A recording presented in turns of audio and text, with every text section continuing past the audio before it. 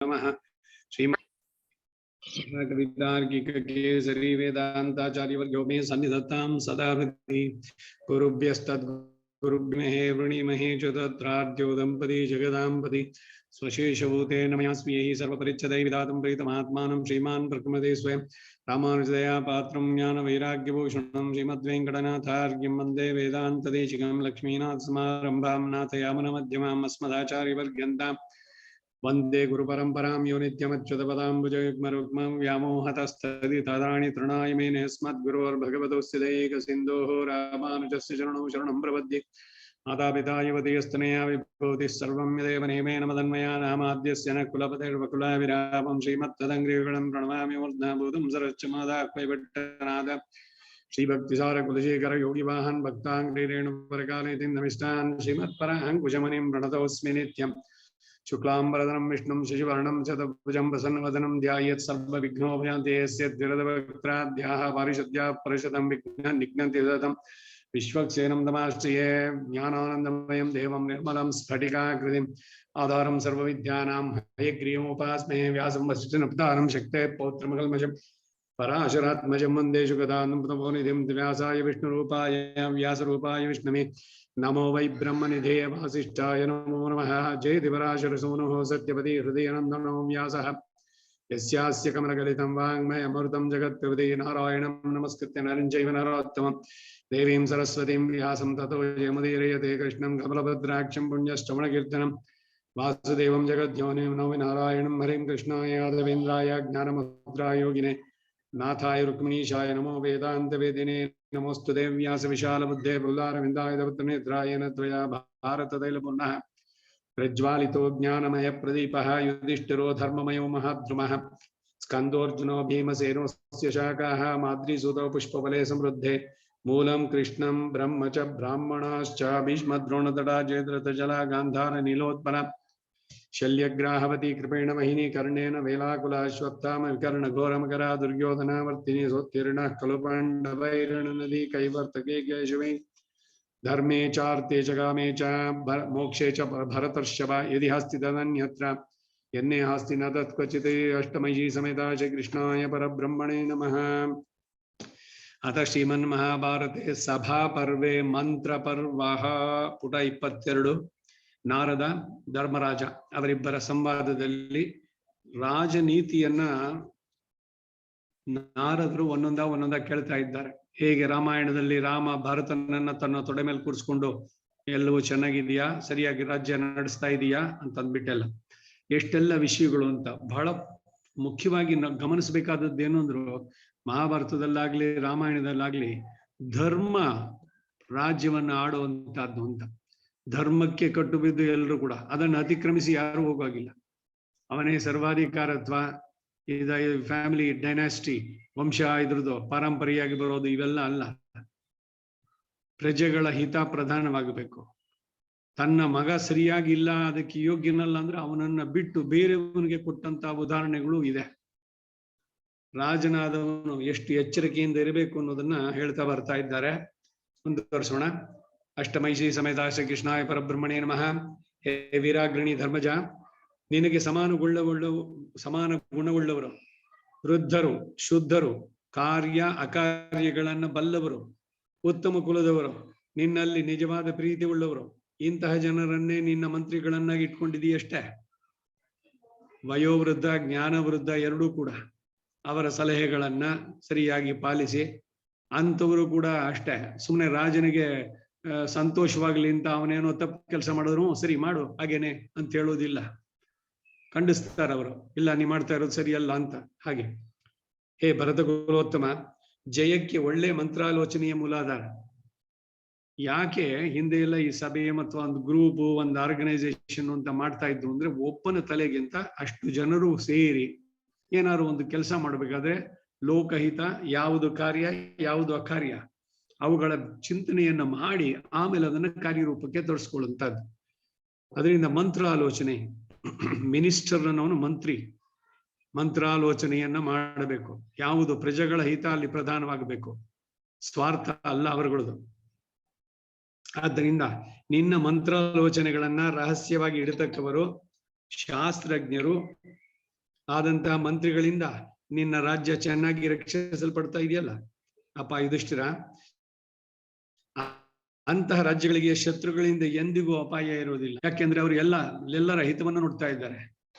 ಸಾಮಾನ್ಯವಾಗಿ ಅದಕ್ಕಾಗೇನೆ ಎಲ್ಲ ಶಾಸ್ತ್ರವನ್ನ ವೇದವನ್ನ ಇವುಗಳನ್ನು ತಿಳಿದವರನ್ನ ಯಾರು ಬ್ರಾಹ್ಮಣರು ಅವರುಗಳಿಗೆ ಸಲಹಾ ಇದನ್ನು ಕೊಡುವಂತಹದ್ದು. ಇತ್ತೀಚೆಗೆ ಕೂಡ ಅವರುಗಳೆಲ್ಲ ಅವರ ಆಪ್ತ ಕಾರ್ಯದರ್ಶಿನೋ ಮತ್ತೊಬ್ಬರನ್ನೋ ಇಟ್ಕೊಳ್ಳುವಂತಹದ್ದು. ಅವರು ಯಾವ ಒಂದು ಸೆಲ್ಫಿಶ್ ಮೋಟಿವ್ ಇಂದ ಇದ್ ಮಾಡೋದೇ ಇಲ್ಲ, ಲೋಕದ ಹಿತ ಪ್ರಧಾನವಾಗಿ ಇಟ್ಕೊಂಡು ಮಾಡುವಂತಹದ್ದು. ಅಂಥವ್ರನ್ನೇ ಆರಿಸ್ಕೊಳ್ಬೇಕು. ಅವಾಗ ರಾಜನಿಗೂ ಒಂದು ಗೌರವ, ಸರಿಯ ರಾಜ್ಯಭಾರ ಕೂಡ ಚೆನ್ನಾಗಿ ನಡೆಯುತ್ತೆ, ಲೋಕದ ಹಿತ ಅನ್ನೋದು ಪ್ರಧಾನವಾಗತ್ತೆ. ಹಾಗೆ ನೀನು ನಿನ್ನ ರಾಜಕಾರ್ಯಗಳನ್ನು ಗಮನಿಸಿದೆ, ನಿದ್ರಾವಶನಾಗಿ ತೂಕಡಿಸುತ್ತಿರುವುದಿಲ್ಲೋ ಅಷ್ಟೇ. ನೋಡಿ, ಸುಮ್ಮನೆ ರಾಜನಾಗಿದ್ದೀನಿ, ನನ್ನ ಮನಸ್ಸಿಗೆ ಬಂದಂಗೆ ನಾನು ಇರ್ತೀನಿ, ಏನೋ ಮದ್ಯ ಕುಡಿದೋ ಎಲ್ಲ ಇನ್ನೊಂದಷ್ಟು ಜನ ಸ್ತ್ರೀಯರ ಜೊತೆನಲ್ಲಿ ಸಮಯವನ್ನ ಕಳಿಯ ಮಾಡೋದು, ಯಾರಿಗೋ ಒಪ್ಪಿಸ್ಬಿಡೋದು, ಅವನೇನ್ ನಡೆಸ್ತಾನೋ ಅದೇನೆ ಅಂತ. ಹಾಗೆ ನಿದ್ರಾವಶನಾಗಿ ಪ್ರಾಪಂಚಿಕ ವಿಷಯದಲ್ಲೇ ತೊಲ್ಲಿನನಾಗದೆ ಸಕಾಲದಲ್ಲಿ ಎಚ್ಚರಗೊಂಡಿರುವೆಯಷ್ಟೇ. ರಾತ್ರಿಯ ಕೊನೆಯ ಭಾಗದಲ್ಲಿ ಅಂದ್ರೆ ಬೆಳಗಿನ ಜಾವಗಳಲ್ಲಿ ನೀನು ಮರುದಿನಕ್ಕೆ ಸಂಬಂಧಿಸಿದ ಆರ್ಥಿಕವಾದಂತಹದ್ದು, ಹಣ ಸಂಬಂಧವಾದ ಕಾರ್ಯಗಳನ್ನು ಯೋಚಿಸಿ ನಿರ್ಧರಿಸಿಕೊಳ್ಳುವೆ ಅಷ್ಟೇ. ಬೆಳಗ್ಗೆ ಸತ್ವೋದ್ರಿಕ್ತವಾದ ಕಾಲ ಭಗವಂತನ ಚಿಂತನೆಗೆ. ಹಾಗೇನೆ ಏನಾದ್ರೂ ಕೆಲಸಗಳನ್ನು ಮಾಡ್ಬೇಕಾದ್ರೆ ಬೆಳಗಾದ ತಕ್ಷಣ ಯೋಚನೆ ಮಾಡಿ ಅದರ ಸಾಧಕ ಬಾಧಕಗಳನ್ನು, ಯಾಕೆಂದ್ರೆ ಮನಸ್ಸು ಕಾಮಾಗಿರುತ್ತೆ, ಸರಿಯಾಗಿ ಯೋಚನೆ ಮಾಡೋದಕ್ಕೆ ಕಾರಣವಾಗುತ್ತೆ. ಪ್ಲಾನಿಂಗು ಇವೆಲ್ಲ ಬೆಳಗ್ಗೆ ಅರ್ಲಿ ಮಾರ್ನಿಂಗ್ ಮಾಡಬೇಕಾದಂಥದ್ದು ಹೇಳ್ತಾರೆ. ನಿನ್ನಷ್ಟಕ್ಕೆ ನೀನೊಬ್ಬನೇ ಆಗ್ಲಿ ಅಥವಾ ಬಹುಜನಗಳೊಡನೆ ಕಳೆದಾಗ್ಲಿ ನಿನ್ನ ಕಾರ್ಯಗಳನ್ನ ನಿರ್ಧರಿಸುವುದಿಲ್ಲವಷ್ಟೇ. ಎರಡೂ ಕೂಡ ಇದಾಗಬಾರ್ದು. ನಿನ್ನ ಮಂತ್ರಾಲೋಚನೆಗಳಲ್ಲೂ ನಿನ್ನ ರಾಷ್ಟ್ರಗಳ ಮೊತ್ತಕ್ಕೂ ಹರಡದಂತೆ ಇರುವುದೇ. ಪ್ರಯತ್ನದಲ್ಲಿ ಸುಲಭವಾಗಿ ಫಲದಲ್ಲಿ ಮಹತ್ತಾಗಿರುವ ಕಾರ್ಯಗಳನ್ನೇ ನೀನು ನಿಶ್ಚಯಿಸಿಕೊಂಡು ಆದಷ್ಟು ಬೇಗನೆ ಅವುಗಳನ್ನು ಆರಂಭಿಸಿ ನಡುವೆ ವಿಘ್ನಗಳಿಗೆ ಅವಕಾಶ ಕೊಡದೆ ನಡೆಸ್ತಾ ಇದ್ದೀಯೋ. ಕೆಲಸ ಒಂದು ಆರಂಭವಾದ್ರೆ ಅದು ಮುಗಿಬೇಕು. ಏನು ಒಂದು ಟಾರ್ಗೆಟ್ ಇಟ್ಕೊಳ್ತೀವ ಅಷ್ಟರೊಳಗಡೆ, ಇಲ್ದಿದ್ರೆ ಅದು ನಿಧಾನಕ್ಕಾಯ್ತು ಅಂತಂದ್ರೆ ಬೇರೆ ಏನೇನೋ ಸಮಸ್ಯೆಗಳು ಅದು ಇದಕ್ಕೆಲ್ಲ ಬರುತ್ತೆ. ಒಂದು ಕೆಲಸ ಹಿಡಿದಾಗ ಅದನ್ನು ಪೂರ್ಣವಾಗಿ ಮುಗಿಸ್ಬೇಕಾದದ್ದು. ಆದಷ್ಟು ಬೇಗನೆ ಅವುಗಳನ್ನು ಆರಂಭಿಸಿ ನಡುವೆ ವಿಘ್ನಗಳಿಗೆ ಅವಕಾಶ ಕೊಡದೆ ನಡೆಸ್ತಾ ಇದೀಯಾ. ನಿನ್ನ ದೇಶದ ವ್ಯವಸಾಯಗಾರರನ್ನೆಲ್ಲ ನೀನು ಚೆನ್ನಾಗಿ ಕಣ್ಣಿಟ್ಟು ನೋಡ್ತಾ ಇದ್ದೀಯಾ. ಅವರೆಲ್ಲರೂ ನಿನ್ನಲ್ಲಿಗೆ ನಿರ್ಭಯವಾಗಿ ಬಂದು ತಮ್ಮ ಕೋರಿಕೆಗಳನ್ನ ತಿಳಿಸ್ತಾ ಇದ್ದಾರೆ ಅಷ್ಟೇ. ಯಾವ ಭಯವೂ ಇಲ್ವಲ್ಲ ಅವರಿಗೆ, ಯಾರಾದ್ರೂ ಈಸಿಯಾಗಿ ಬರೋದು. ಸಂದಿಗ್ಧ ಕಾರ್ಯಗಳನ್ನ ನೀನು ಸ್ವಂತವಾಗಿ ಗಮನಿಸಿ ಆಯಾ ಕೆಲಸದವರಿಗೆ ಒಪ್ಪಿಸ್ತಾ ಇದೀಯಾ. ಎಲ್ಲದರ ಬಗ್ಗೆನೂ ನಿನ್ನ ಗಮನ ಇರಬೇಕು. ಕೆಲಸಗಳನ್ನ ಮಾಡಿಸ್ಬೇಕು ಬೇರೆಯವ್ರ ಹತ್ರ, ಅವ್ರು ಮಾಡಿದ್ರ ಸರಿಯಾಗಿ ಅನ್ನೋದನ್ನ ನೋಡ್ಬೇಕು. ಸುಮ್ಮನೆ ಅವ್ರು ಬಿಟ್ಬಿಟ್ಟಿದ್ದೀನಿ ಅವ್ರೆಲ್ಲ ಮಾಡ್ತಾರೆ ಅಂತ ಬಿಟ್ರೆ ಅನರ್ಥಕ್ಕೆ ಕಾರಣವಾಗತ್ತೆ. ಸೊ ಅದಕ್ಕಾಗಿ ಮ್ಯಾನೇಜರ್ ಆಗಿ ಮಾಡುವಂತ ಅವನ ಕೆಲಸ, ಅವನು ಕ್ಲರ್ಕ್ ಕೆಲಸ ಮಾಡಬಾರ್ದು. ಎಲ್ಲ ಕ್ಲರ್ಕ್ಗಳ ಹತ್ರ ಯಾರ್ಯಾರಿಗೆ ಏನೇನ್ ಕೆಲಸ ಕೊಟ್ಟನೋ ಅವರೆಲ್ಲ ಸರಿಯಾಗಿ ಮಾಡ್ತಾ ಇದ್ದಾರ ಅದನ್ನ ಗಮನಿಸ್ಬೇಕು. ಅವನು ಬೇರೆ ಕೆಲಸ ಇದೆ. ಆ ರೀತಿನಲ್ಲಿ ನೀನು ಸ್ವಂತವಾಗಿ ಗಮನಿಸಿ ಆಯಾ ಕೆಲಸದವರಿಗೆ ಒಪ್ಪಿಸುವಂತ. ರಾಜನಿಗೆ ಇಂತಹ ಕೃಷಿ ವಾಣಿಜ್ಯಾದಿಗಳಲ್ಲಿ ಸಾಕ್ಷಾತ್ತಾಗಿ ಸಂಬಂಧವಿರಬೇಕಾದುದೇ ರಾಜನ ಉನ್ನತಿಗೆ ಮುಖ್ಯ ಕಾರಣ. ಏನಾಗ್ತಾ ಇದೆ, ವ್ಯಾಪಾರದ ವಹಿವಾಟುಗಳು, ಆರ್ಥಿಕವಾದಂತಹ ಸಮಸ್ಯೆಗಳಾಗ್ಲಿ, ಅದು ಹೀಗೆ ಬರ್ತಾ ಇದೆ, ಇವೆಲ್ಲವನ್ನು ಕೂಡ ಗಮನಿಸ್ಬೇಕು. ಅಯ್ಯೋ ಯಾರಿಗೋ ಬಿಟ್ಬಿಟ್ಟಿದ್ದೀನಿ, ಅವ್ರು ಏನ್ ಮಾಡ್ತಾರೋ ಅದೇನೇ ತಂದ್ಬಿಟ್ಟಾಗಬಾರ್ದು. ಅದು ಒಬ್ಬೊಬ್ಬರ ಜೊತೆನಲ್ಲೂ ಖುದ್ದು ತಾನೇ ಸ್ವತಃ ಇದ್ದು ಆಯಾಯ ಸಭೆಗಳಲ್ಲಿ ನಿರ್ಣಯವನ್ನು ತಗೊಳ್ಳುವಂತಹದ್ದು. ಹೇ ರಾಜೇಂದ್ರ, ಆಪ್ತರು, ಧನಲೋಭ ಇಲ್ಲದವರು. ನೋಡಿ, ಈ ಮಾತುಗಳೆಲ್ಲ ಬಹಳ ಮುಖ್ಯ. ಹಣ ಹಣ ಅನ್ನೋಂತಂದ್ಬಿಟ್ಟು ಯಾರಿಗೆ ತುಂಬಾ ಕ್ರೇಜ್ ಇದೆಯೋ ಅವ್ರುಗಳು ಏನೇನಾರು ಮಾಡ್ತಾರೆ ಮಧ್ಯದಲ್ಲಿ. ಧನಲೋಭ ಇಲ್ಲದವರು, ಕುಲಕ್ರಮಾಗತವಾಗಿ ಬಂದವರು ಆದ ಜನರನ್ನೇ ನೀನು ಆಯಾ ಕಾರ್ಯಗಳಲ್ಲಿ ನೇಮಿಸ್ತಾ ಇದ್ದೀಯಾ. ಯಾಕೆಂದ್ರೆ ಅವರು ಪಾರಂಪರೆಯಾಗಿ ಬರ್ತಾ ಇರ್ಬೇಕಾದ್ರೆ ಇವಾಗ ಮಿನಿಸ್ಟರ್, ಅವನ ಮಗ, ಅವನು ತಂದೆ ಮಾಡುವಂತಹ ಮಂತ್ರಾಲೋಚನೆ ಮನೆಯಲ್ಲಿ ಮಾಡೋದು, ಇದರಲ್ಲೆಲ್ಲ ಅವನಿಗೆ ಸ್ಪೆಷಲ್ ಅವಕಾಶಗಳು ತಿಳ್ಕೊಳ್ಳೋದಕ್ಕೆ. ಹಾಗಾಗಿ ಅವನನ್ನು ಮುಂದೆ ಇಡುವುದು. ಹೇ ರಾಜ, ನೀನು ಆರಂಭಿಸಿದ ಕಾರ್ಯಗಳು ಪೂರ್ಣವಾದ ಮೇಲೆ ಅಥವಾ ಸ್ವಲ್ಪ ಹೆಚ್ಚು ಕಡಿಮೆಯಾಗಿ ತೀರಿದ ಮೇಲೆಯೋ ಇತರರಿಗೆ ತಿಳಿದಿಯಾಗಿದ್ದು ಇಷ್ಟೇ. ಮೊದಲೇನೆ ಅದು ಮಾಡ್ತೀನಿ ಇದು ಮಾಡ್ತೀನಿ ಅಂತ ಹೇಳೋದು, ಏನು ಮಾಡದೇ ಇರೋದು, ಎಲ್ಲರಲ್ಲಿ ನೆಗೆಪಾಟ್ಲಾಗೋದು, ಅದು ಆಗ್ಬಾರದು. ನಿನ್ನ ಯಾವ ಕಾರ್ಯ ಪ್ರಯತ್ನಗಳಾದ್ರೂ ಕೂಡ ಅವು ಪೂರ್ಣವಾಗಿ ಮುಗಿಯೋದಕ್ಕೆ ಮೊದಲೇ ಬೇರೆ ಯಾರಿಗೂ ತಿಳಿಯದೆ ರಹಸ್ಯದಲ್ಲಿ ಇರುವುದಷ್ಟೇ. ಇದೇನು ಅಂತಂದ್ರೆ ಒಂದು ಕೆಲಸ ಆಗಬೇಕಾದ್ರೆ ಯಾರಿಗೆ ಹೇಳ್ಬೇಕು ಅಂತವ್ರಿಗೆ ಮಾತ್ರ ಹೇಳ್ಬೇಕು. ಎಲ್ರಿಗೂ ಹೇಳಿದ್ರೆ ಅಂದ್ರೆ ಏನಾರು ತಂದು ಅಡ್ಡಿಯನ್ನ ತಂದಾಕಿರ್ತಾರೆ. ಅದ್ ಹೆಂಗ್ ಮಾಡ್ತಾನೆ ನಾನು ನೋಡೋಣ. ಇದು ಒಬ್ಬೊಬ್ಬರು ಇಂಡಿವಿಜುವಲ್ ಇದಿರೋದಕ್ಕೆ. ಆದ್ರಿಂದ ಅದನ್ನ ಎಳೆದು ಬಿಡೋದು ಸಿಕ್ಕಾಪಟ್ಟೆ. ಇವೆಲ್ಲ ಲೌಕಿಕವಾಗಿ ನಾವು ನೋಡುವಂತದ್ದು. ಅದಕ್ಕಾಗಿ ಏನೇ ಒಂದು ಕೆಲಸ ನಡಿಬೇಕಾದ್ರೆ ಸಲಹೆಗಳನ್ನು ತಗೋಬೇಕು, ಡಿಸಿಷನ್ ಇವನ್ ತಗೋಬೇಕು, ಕಾರ್ಯ ಸರಿಯಾಗಿ ಮುಗಿಬೇಕು. ಅದು ಪೂರ ಮುಗಿಯೋಕ್ ಮೊದ್ಲೇನೆ ಪಬ್ಲಿಸಿಟಿ ಮಾಡಬಾರ್ದು ಎಲ್ಲ ಕಡೆನಲ್ಲೂ.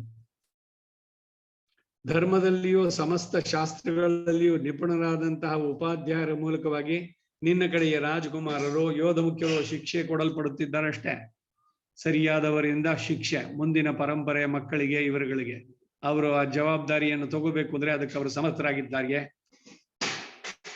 1000 ಮಂದಿ ಮೂರ್ಖರನ್ನು ಕೊಟ್ಟು ಒಬ್ಬ ಪಂಡಿತನನ್ನು ಬೆಲೆಗೆ ಕೊಂಡುಕೊಳ್ಳಬಹುದು. ಕಾರ್ಯ ಸಂಕಟಗಳಲ್ಲಿ ಅಂತಹ ಪಂಡಿತನೇ ಕ್ಷೇಮವನ್ನು ಉಂಟು ಮಾಡಬಲ್ಲ. ಅಂತಹ ಪಂಡಿತರನ್ನ ನೀನು ಸಂಪಾದಿಸ್ತಾ ಇದ್ದೀಯಷ್ಟೇ.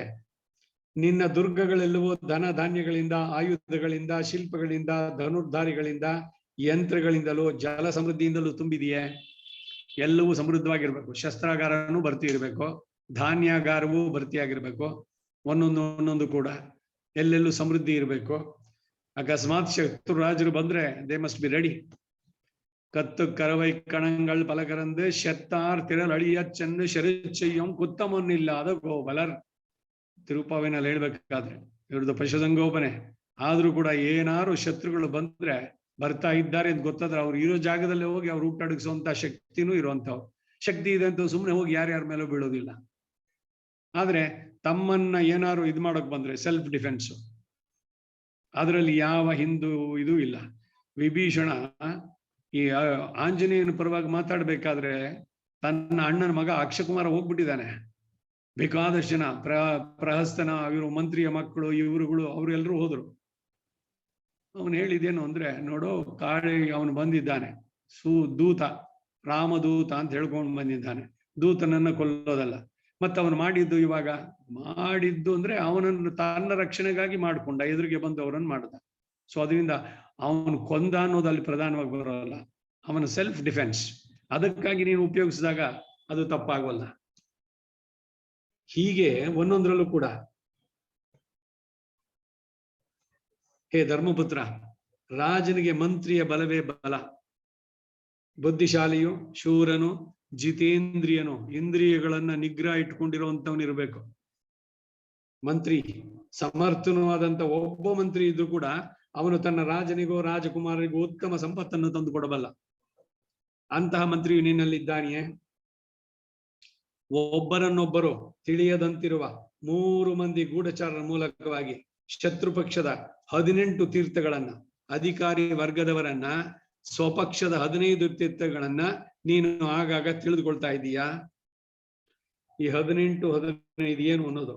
1 ಮಂತ್ರಿ, 2ನೇದು ಪುರೋಹಿತಶ್ಚೈವ, 3 ಯುವರಾಜ, ಚಮೂಪತಿ 4, 5 ಪಂಚಮಃ ದ್ವಾರಪಾಲಶ್ಚ, 6 ಪರೇಶಿಕಸ್ತದ, ಕಾರಾಗಾರಾಧಿಕಾರಿ ಚ, ದ್ರವ್ಯ ಸಂಚಯ ಕೃತ್ತದ, ಕೃತ್ಯಾಗತ್ಯೇಷು ತಾರ್ಥಾನಾಂ 9ಮೋ ವಿನಿಯೋಜಕಃ, ಪ್ರವೇಷ್ಟ ನಗರಾಧ್ಯಕ್ಷಃ, ಕಾರ್ಯನಿರ್ಮಾಣ ಕೃತ್ತಥ, ಧರ್ಮಾಧ್ಯಕ್ಷ ಸಭಾಧ್ಯಕ್ಷೋ ದಂಡಪಾಲಸ್ತಿ ಪಂಚಮಃ, 16 ದುರ್ಗಪಾಲಶ್ಚ ತಥಾ ರಾಷ್ಟ್ರಾಂತಪಾಲಕಃ, ಅಟವೀಪಾಲಕಾಂತಾನಿ ತೀರ್ಥಾನಿ 18 ಎಂಬಂತೆ ಇವರಿಷ್ಟು ಮಂದಿ ಉದ್ಯೋಗಸ್ಥರು 18 ತೀರ್ಥಗಳು ಅನಿಸ್ತಾರೆ. 18 ತೀರ್ಥಗಳು. ಶತ್ರು ರಾಷ್ಟ್ರದಲ್ಲಿರುವ ಈ 18 ಮಂದಿಯ ಪ್ರವರ್ತನೆಗಳನ್ನು ರಾಜನು ಪಾಷಂಡಾದಿ ವೇಷಧಾರಿಗಳಾದಂತಹ ಗೂಢಚಾರರ ಮೂಲಕ ತಿಳಿದುಕೊಳ್ತಾ ಇರಬೇಕು. ಎಲ್ಲರ ಮೇಲೂ ಸಂದೇಹ ಪಡುವಂತಲ್ಲ, ಪ್ರತಿಯೊಬ್ಬರ ಮೇಲೂ ಒಂದು ಕಣ್ಣಿರುವಂತದ್ದು. ಅವನೇನೋ ಕೆಟ್ಟ ದಾರಿಗೆ ಹೋದ್ರೆ ಅಥವಾ ಮಂತ್ರಿ ಇನ್ನೇನಾರೋ ದುರಾಲೋಚನೆ ಮಾಡಿದ್ರೆ ಅದಕ್ಕೊಂದು ಕ್ರಾಸ್ ಚೆಕ್ ಇರುವಂತದ್ದು.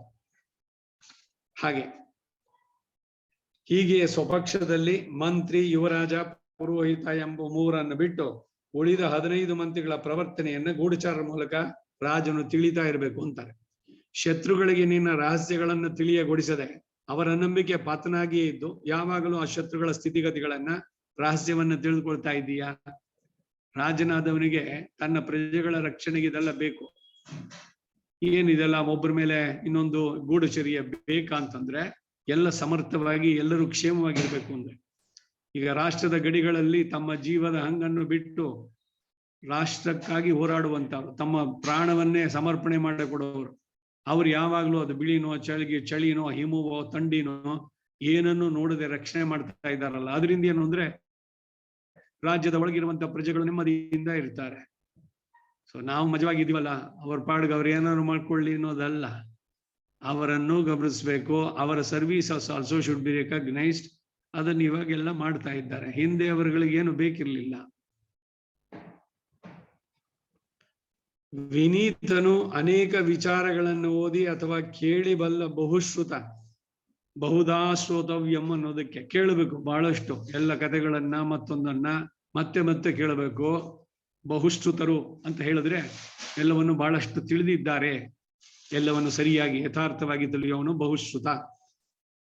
ಅಸೂಯಾರಹಿತನು, ಮೇಲೆ ಮೇಲೆ ವಿಷಯಗಳನ್ನ ಪ್ರಶ್ನೆ ಮಾಡಿ ತಿಳಿಸತಕ್ಕವನು. ಕುಲೀನನು ಆದಂತಹ ಪುರೋಹಿತನನ್ನ ನೀನು ಸತ್ಕರಿಸಿ ನಿನ್ನಲ್ಲಿ ಇಟ್ಕೊಂಡಿದೀಯಾ? ಪುರೋಹಿತ ಅಂದ್ರೆ ಅರ್ಥ ಏನು? ಪುರಹ, ಮುಂದೆ, ಹಿತ, ಹಿತವನ್ನು ಕೋರೋದು ಕುಟುಂಬಕ್ಕೆ ಮುಂದಕ್ಕೆ. ಸಂವತ್ಸರ ಮೇತದ್ ಫಲಂ ದ್ವೌವಾ ಮಾಸವನ್ನು ಬರ್ಬೇಕಾದ್ರೆ ಒಂದು ಒಳ್ಳೆಯ ಕೆಲಸವನ್ನು ಒಬ್ಬ ಪುರೋಹಿತ ಆ ಕುಟುಂಬಕ್ಕೆ ಎಲ್ಲ ಒಳಿತು ನಡೆಯಲಿ ಅಂತ ಹೇಳಿ ಏನೇನು ಸಜೆಷನ್ ಮಾಡ್ತಾನೋ ಅದನ್ನ ನೀವು ಸರಿಯಾಗಿ ನಡೆಸಿದ್ರೆ ಅದು ಇದನ್ನೇನೆ ಈಗಿನ ಪುರೋಹಿತ ಇರೋದಕ್ಕೆ ಅಲ್ಲಿ ಪುರೀಶಸ್ಯ ರೋಷಸ್ಯ ಹಿಂಸಕ ತಸ್ಕರ ಈ 4 ಬುದ್ಧಿಗಳನ್ನು ಸೇರಿಸ್ಕೊಂಡಿರೋನ್ ಪುರೋಹಿತ ಅಂತ. ಪುರೀಶ ಅಂದ್ರೆ ನೈಟ್ ಸಾಯಿಲ್, ರೋಷ ಕೋಪ, ಹಿಂಸಕ ಇವರಿಗೆ, ಜೊತೆಗೆ ತಸ್ಕರ ಅವನ ಹಣವನ್ನು ಲಪಟಾಯಿಸೋದ್ರಲ್ಲಿ ಇವನು ಬ್ರಹ್ಮ ರಾಕ್ಷಸನಾಗ್ತಾನೆ, ಇವನು ಪುರೋಹಿತನಾಗಲ್ಲ. ಸೊ ಒಳ್ಳೆಯ ಪುರೋಹಿತನಾದವನು. ಅದಕ್ಕೆ ರಾಜರು ಸಾಮಾನ್ಯವಾಗಿ ಒಬ್ಬ ಕುಲಪುರೋಹಿತ, ರಾಜ ಪುರೋಹಿತ ಅಂತ ಇಟ್ಕೊಳ್ಳೋ. ಆ ರಾಜನ ಇವನು ಪುರೋಹಿತನಿಗೆ ಇವನೇನೋ ಅರಮನೆ ಕಟ್ಸ್ಕೊಟ್ಟು ಅವನಿಗೆಲ್ಲ ಕಂಫರ್ಟ್ಸ್ ಕೊಡೋದು ಅಂತಿಲ್ಲ. ಸಾಮಾನ್ಯ ಇವರೆಲ್ಲ ಕಾಡಿನಲ್ಲಿರುವಂತ ಋಷಿಗಳು. ಆ ಋಷಿಗಳಿಗೆ ಈ ಭೋಗಗಳೆಲ್ಲ ಬೇಕಿಲ್ಲ, ಅವರ ಅಧ್ಯಾತ್ಮದ ಚಿಂತನೆಯಲ್ಲಿ ಇರುವಂತವ್ರು. ರಾಜ ಇವನನ್ನ ಪುರೋಹಿತ ಅಂತ ಇಟ್ಕೊಂಡಾಗ ರಾಜ ಏನಾದ್ರು ಒಂದು ತಪ್ಪು ಕೆಲಸ ಮಾಡಿದ್ರೆ ನೀನ್ ಮಾಡ್ತಿರೋದು ಲೋಕಹಿತಕ್ಕೆ ಸರಿಯಿಲ್ಲ, ನಾವು ಅವನು ಒಪ್ತಾನೆ ಇರ್ಲಿಲ್ಲ. ಯಾಕೆಂದ್ರೆ ಇವನ ಆಬ್ಲಿಗೇಷನ್ ದಾಕ್ಷಿಣ್ಯದಲ್ಲಿ ಏನಿಲ್ಲ. ಅವನು ರಾಜನಿಗೆ ಇಷ್ಟವಾಗುವಂತದ್ದೇ ಹೇಳ್ಬೇಕು ಅಂತಿಲ್ಲ, ರಾಜನಿಗೆ ಹಿತವಾಗದ್ದು, ಲೋಕಕ್ಕೆ ಹಿತವಾಗುವಂತದ್ದು, ಬರೀ ರಾಜನ ಹಿತ ಅಲ್ಲ. ಇವೆಲ್ಲ ಗಮನಿಸಿ ಹೇಳ್ತಾ ಇದ್ದವನು ನಿಜವಾದ. ಇವಾಗ ಇವರಿಗೆ ಪಾಂಡವರಿಗೆ ಧೌಮ್ಯ, ರಾಮ ಇದಕ್ಕೆ ಇಕ್ಷ್ವಾಕು ಕುಲಕ್ಕೆ ವಸಿಷ್ಠ, ಹೀಗೆ ಒಬ್ಬೊಬ್ರು ಕುಲ ಪುರೋಹಿತರು. ಮತ್ತು ಶಾಸ್ತ್ರ ವಿಧಿಗಳನ್ನೆಲ್ಲ ತಿಳಿದು ಬುದ್ಧಿವಂತನು ರುಜು ಸ್ವಭಾವವುಳ್ಳವನಾದಂತಹ ಪುರೋಹಿತನು ನಿನ್ನ ಅಗ್ನಿ ಕಾರ್ಯಗಳಲ್ಲಿ ನಿಯುಕ್ತನಾಗಿ ಆಯಾ ಕಾಲದಲ್ಲಿ ಹುತ ಮಾಡಿದ್ದನ್ನ, ಮುಂದೆ ಹೋಮ ಮಾಡಬೇಕಾದದ್ದನ್ನ ಸಕಾಲದಲ್ಲಿ ನಿನಗೆ ತಿಳಿಸ್ತಾ ಇದ್ದಾನಷ್ಟೇ. ಯಾವಾಗ ಏನೇನು ಪ್ರತಿದಿನ ಪಂಚಾಂಗ ಓದಬೇಕು. ಯಾಕೆ ಅಂದ್ರೆ ಯಾವುದು ತಿಥಿ, ಏನು ವಿಶೇಷ, ಆಳ್ವಾರ್ತಿ ನಕ್ಷತ್ರವ ಇಲ್ಲ ರಾಮ ಜಯಂತಿ, ಕೃಷ್ಣ, ನರಸಿಂಹ ಈ ಜಯಂತಿಗಳ ಪರ್ವಕಾಲಗಳು. ಈಗ 96 ಷಣ್ಣವತಿ ಇದು ಬರ್ಬೇಕಾದ್ರೆ ಅಷ್ಟಕ, ಅನ್ವಷ್ಟಕ, ವೈಧೃತಿ, ವ್ಯತಿಪಾತಗಳು ಇವುಗಳನ್ನು ನೋಡ್ಬೇಕು ಅಂತಂದ್ರೆ ಅದು ಸುಮ್ಮನೆ ಇವಾಗ ನಾವು ಎಲ್ಲ ಬರೀ ಈ Gregorian calendar, English calendar, April March ಇದ್ರದನ್ನೇ ನೋಡ್ತೀವಿ ಹೊರತು ನಮ್ಮ ಮಾಸಗಳು ಅನೇಕರಿಗೆ ಅಥವಾ ಮಕ್ಕಳಿಗಿರ್ಲಿ ಇವ್ರಗಳಿಗೆ ಗೊತ್ತಿಲ್ಲ. ಚೈತ್ರಾದಿ 12 ಮಾಸಗಳ ಹೆಸರು ಗೊತ್ತಿಲ್ಲ. ಇಂಥ ಶೋಚನೀಯ ಸ್ಥಿತಿನಲ್ಲಿದೆ ನೋಡಿ. ಪ್ರತಿದಿನ ಪಂಚಾಂಗ ಇಲ್ಲ, ಹೋಗ್ಲಿ ಟಿವಿನಾರು ಹಾಕೊಂಡ್ರೆ ಬೆಳಗ್ಗೆ ಎಲ್ರು ಇಂದಿನ ಪಂಚಾಂಗ ಅಂತ ಹೇಳ್ತಾರೆ. ಯಾವುದು ತಿಥಿ, ವಾರ, ನಕ್ಷತ್ರ, ಯೋಗ, ಕರಣ, ಪಂಚಾಂಗಗಳು. ದೇವಾಲಯಗಳಲ್ಲಿ ಅಷ್ಟಾವಧಾನದ ಸೇವೆ ಅಂತಂದ್ರೆ ಮೊದಲು ಪಂಚಾಂಗ ಶ್ರವಣವೂ ಕೂಡ ಇದೆ. ಇಲ್ಲೂ ಕೂಡ ತಿರುಪತಿನಲ್ಲೂ ಪ್ರತಿ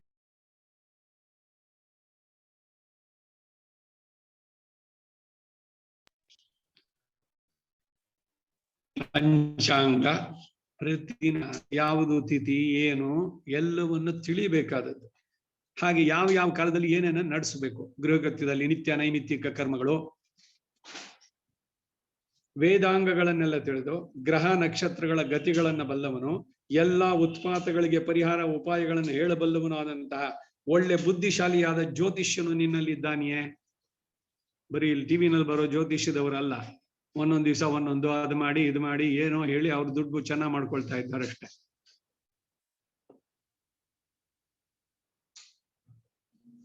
ನಿನ್ನ ಸೇವಕರಲ್ಲಿ ಉತ್ತಮ, ಮಧ್ಯಮ, ಉತ್ತಮ ಅಧಮ ಮಧ್ಯಮರನ್ನ ವಿವೇಚನೆಯಿಂದ ತಿಳಿದು ಉತ್ತಮರನ್ನ ಉತ್ತಮ ಕಾರ್ಯಗಳಿಗೂ ಮಧ್ಯಮರನ್ನ ನಡುತರದ ಕಾರ್ಯಗಳಿಗೂ ಕೀಳು ತರದವರನ್ನ ಕೀಳು ತರದ ಕಾರ್ಯಗಳಿಗೂ ನೇಮಿಸ್ತಾ ಇದ್ದೀಯಷ್ಟೇ. ಉಪಧಾ ಶುದ್ಧರು ಎಂದ್ರೆ ದಾನ ಭೇದ ಪರೀಕ್ಷಿಸಲ್ಪಟ್ಟು ಅವ ಒಂದಕ್ಕೂ ಒಳಗಾಗದ ಶುದ್ಧರು ಮತ್ತು ಪಿತೃ ಪಿತಾಮಹ ಪರಂಪರೆಯಾಗಿ ಬಂದವರು ಆದಂತಹ ಉತ್ತಮ ಮಂತ್ರಿಗಳನ್ನೇ ನೀನು ದೊಡ್ಡ ಕಾರ್ಯಗಳಲ್ಲಿ ನಿಯೋಗಿಸ್ತಾ ಇದ್ದೀಯಷ್ಟೇ. ಡಿವಿಷನ್ ಆಫ್ ಲೇಬರ್, ಯಾರು ಪ್ರಧಾನವಾಗಿದ್ದಾನೋ ಪ್ರಧಾನ ಮಂತ್ರಿನೋ ಅಥವಾ ಮುಖ್ಯಮಂತ್ರಿ ಅಂತ ಹೇಳಿದ್ರೆ ಅವನ ಸಂಕಲ್ಪಕ್ಕೆ ಎಲ್ಲರೂ ಕೂಡ, ಅವನ ಸಂಕಲ್ಪ ಎಂತದ್ದು ಧರ್ಮಕ್ಕೆ ಅನುಗುಣವಾಗಿರುವಂತದ್ದು. ಅವನಿಗೆ ವಿರುದ್ಧವಾಗಿ ಯಾರು ಮಂತ್ರಿಗಳು ಕೆಲಸ ಮಾಡಿದ್ರೆ ಅವನ ಅಲ್ಲಿ ಇರ್ತಾನ? ಹಾಗೆ ಉತ್ತಮವಾದಂತವರನ್ನ ಇಟ್ಟು ಲೋಕದ ಹಿತ ಪ್ರಜೆಗಳ ಹಿತ ಪ್ರಧಾನವಾಗಿ, ಪ್ರಜಾಪಾಲಕ ಪ್ರಜೆಗಳಿಗೆ ಸೇವಕ. ರಾಮ ಏನ್ ಹೇಳ್ದ ಕಾಡಿನಲ್ಲಿ ಎಲ್ರು ಬಂದು ಇವರೆಲ್ಲ ಪ್ರಾರ್ಥನೆ ಮಾಡಿದಾಗ ಅವ್ನು ಹೇಳಿದ್ ಮೊದ್ಲು ಕ್ಷಮಾಪಣೆ. ರಾಮ, ಮಹರ್ಷಿಗಳೇ, ನಾನು ನಿಮ್ಮಲ್ಲಿ ಕ್ಷಮೆಯನ್ನು ಕೇಳ್ತೇನೆ, ಯಾಕೆಂದ್ರೆ ಕರ್ತವ್ಯದಲ್ಲಿ ನಾನು ತಪ್ಪಿದೆ.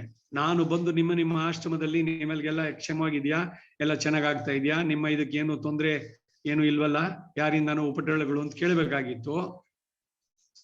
ನೀವೇ ಬಂದು ನನಗೆ ಹೇಳ್ತಾ ಇದ್ದೀರಿ, ನನ್ನನ್ನು ಪ್ರಾರ್ಥನೆ ಮಾಡೋದಲ್ಲ, ನೀವು ನನಗೆ ಆಜ್ಞೆ ಮಾಡಿ ಹೇಳಿದ್ದು. ಹೀಗೆ ಪ್ರಜೆಗಳ ಪಾಲಕ, ಪ್ರಜೆಗಳ ಹಿತಚಿಂತಕ ಇವೆಲ್ಲ. ಮಂತ್ರಿಗಳು ನಿನ್ನ ರಾಜ್ಯವನ್ನ ಸರಿಯಾಗಿ ಆಳ್ತಾ ಇದ್ದಾರೆಯೇ? ಕರ್ಮ ಭ್ರಷ್ಟರಾದ ಪತಿತರು ಕರ್ಮಶೀಲರನ್ನ ಸ್ತ್ರೀಯರ ಮೇಲೆ ಬಿದ್ದು ಬರುವ ಕಾಮಾತುರರನ್ನ ಅವಮಾನಗೊಳಿಸುವಂತೆ ಮಂತ್ರಿಗಳು ನಿನ್ನನ್ನು ಅವಮಾನಗೊಳಿಸ್ತಾ ಇಲ್ಲವಷ್ಟೇ. ಪರಸ್ಪರ respect, give respect and take respect ಅನ್ನೋ ತರದಲ್ಲಿ ಶೌರ್ಯ ಧೈರ್ಯ ಉತ್ಸಾಹಗಳನ್ನುಳ್ಳವನು, ಬುದ್ಧಿಶಾಲಿಯು, ಶುದ್ಧನು, ದೊಡ್ಡ ಕುಲದಲ್ಲಿ ಹುಟ್ಟಿದವನು, ನಿನ್ನಲ್ಲಿ ನಿಜವಾದ ಅನುರಾಗವುಳ್ಳವನು, ಸಮರ್ಥನು ಆದವನನ್ನ ನಿನ್ನ ಸೇನಾಧಿಪತ್ಯದಲ್ಲಿ ಇದ್ದಾನೆಯೇ? ಕಮಾಂಡರ್ ಇನ್ ಚೀಫ್ ಆಗುವಂತವನು ಇಂಥವನು ಇರಬೇಕು. ಅವನ ಯೋಗ್ಯತೆಗಳೇನು?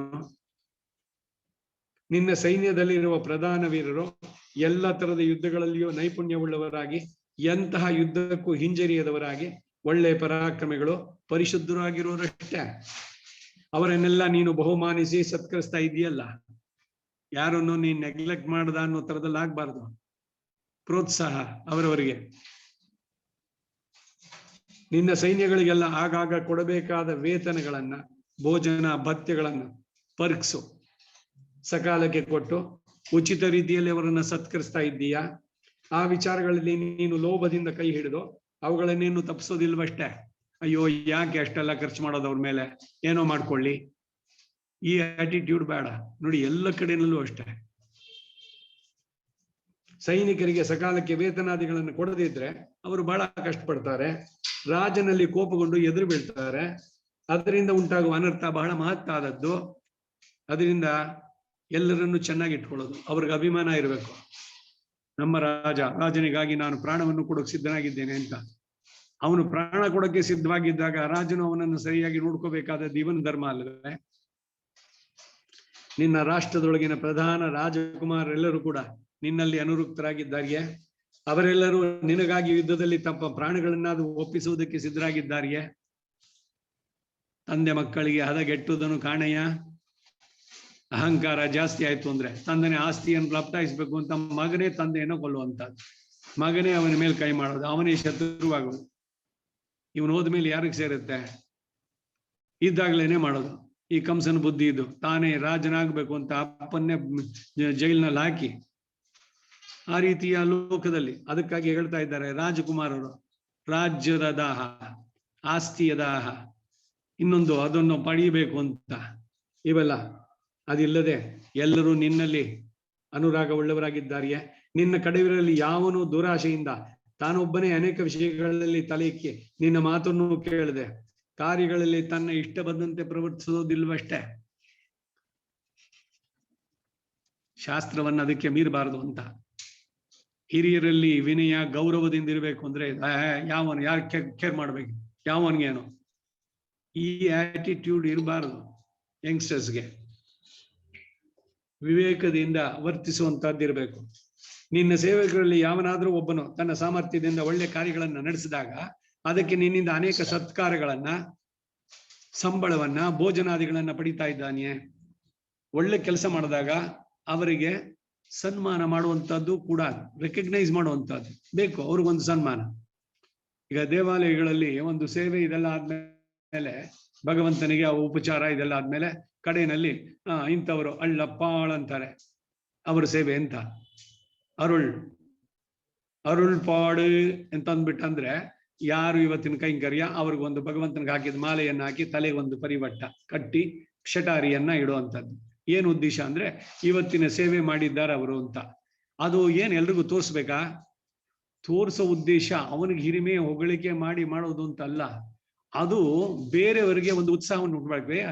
ನಾವು ಕೂಡ ಒಂದು ಸೇವೆ ಮಾಡಬೇಕು ಭಗವಂತನಿಗೆ ಅಂತ ಅನ್ನಿಸ್ಬೇಕು ಸೇರಿದವ್ರಿಗೆ.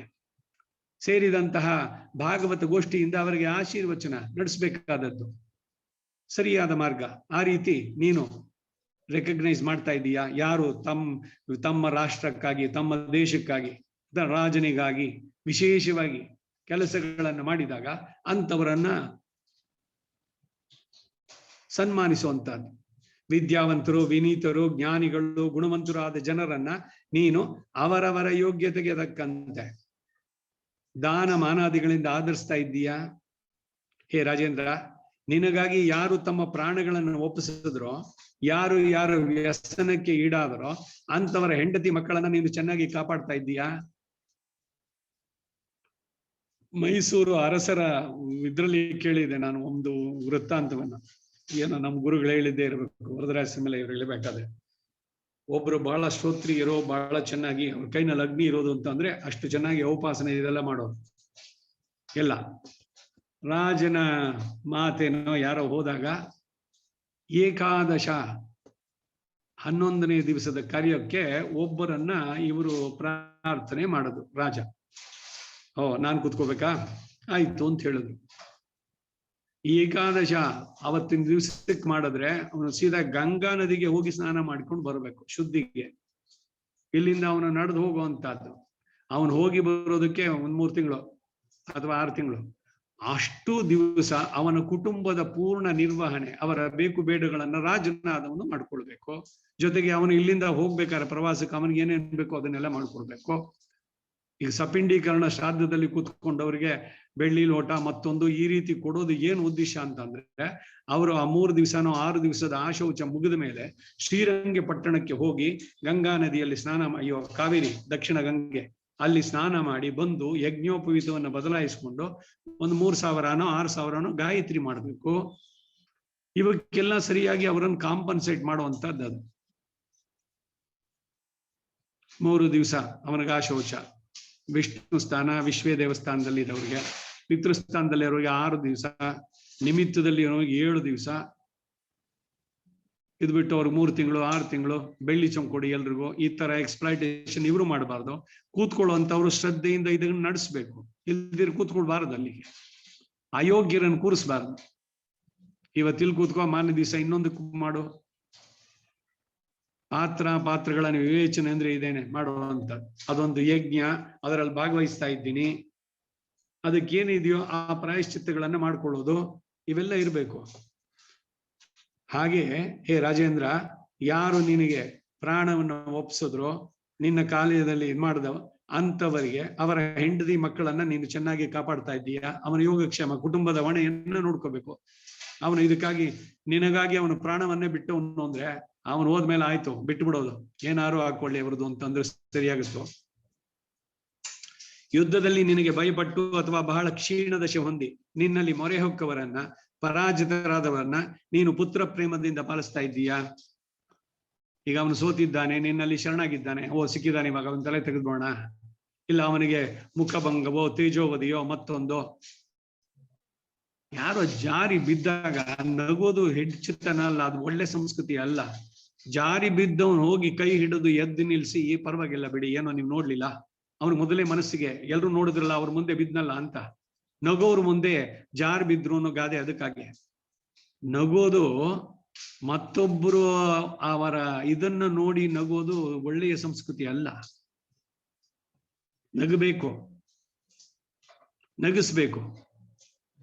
ಏನೋ ವಿಡಂಬನೆ ಮತ್ತೊಂದು ಅಂದ್ರೆ ತಮ್ಮನ್ನೇ ಅವರಲ್ಲಿ ತಮಾಷೆ ಇದನ್ನು ಮಾಡಿಕೊಂಡು ಹೇಳುವಂತದ್ದು, ನಗಿಸೋದು, ಇಟ್ ಇಸ್ ಗುಡ್. ಆದ್ರೆ ಮತ್ತೊಬ್ಬ ಬಿದ್ದಾಗ ನಕ್ಕಿ ಕೇಕೆ ಹಾಕೋದಿದೆಯಲ್ಲ, ಇದು ಒಳ್ಳೆ ಸಂಸ್ಕೃತಿ ಅಲ್ಲ. ಈ ಕಪಿಲ್ ಶರ್ಮಾ ಇದೆಯಾ, ಇದು ಬರುತ್ತಲ್ಲ, ನೋಡೋದು ಬಿಟ್ಟೆ ನಾನು. ಯಾವಾಗ್ಲೂ ಮತ್ತೊಬ್ಬರು ತೇಜೋವಧೆ ಮಾಡ್ತಾನೆ. ಏನ್ ಸಂತೋಷ ಅದು. ಖಂಡಿತ ಇಂಥವ್ರನ್ನ ಎನ್ಕರೇಜ್ ಮಾಡಬಾರ್ದು. ಎಲ್ಲ ನೋಡೋದನ್ನ ಬಿಟ್ಬಿಟ್ರೆ ಅವ್ರದ್ದೆಲ್ಲ ಸ್ವಲ್ಪ ಆಗತ್ತೆ.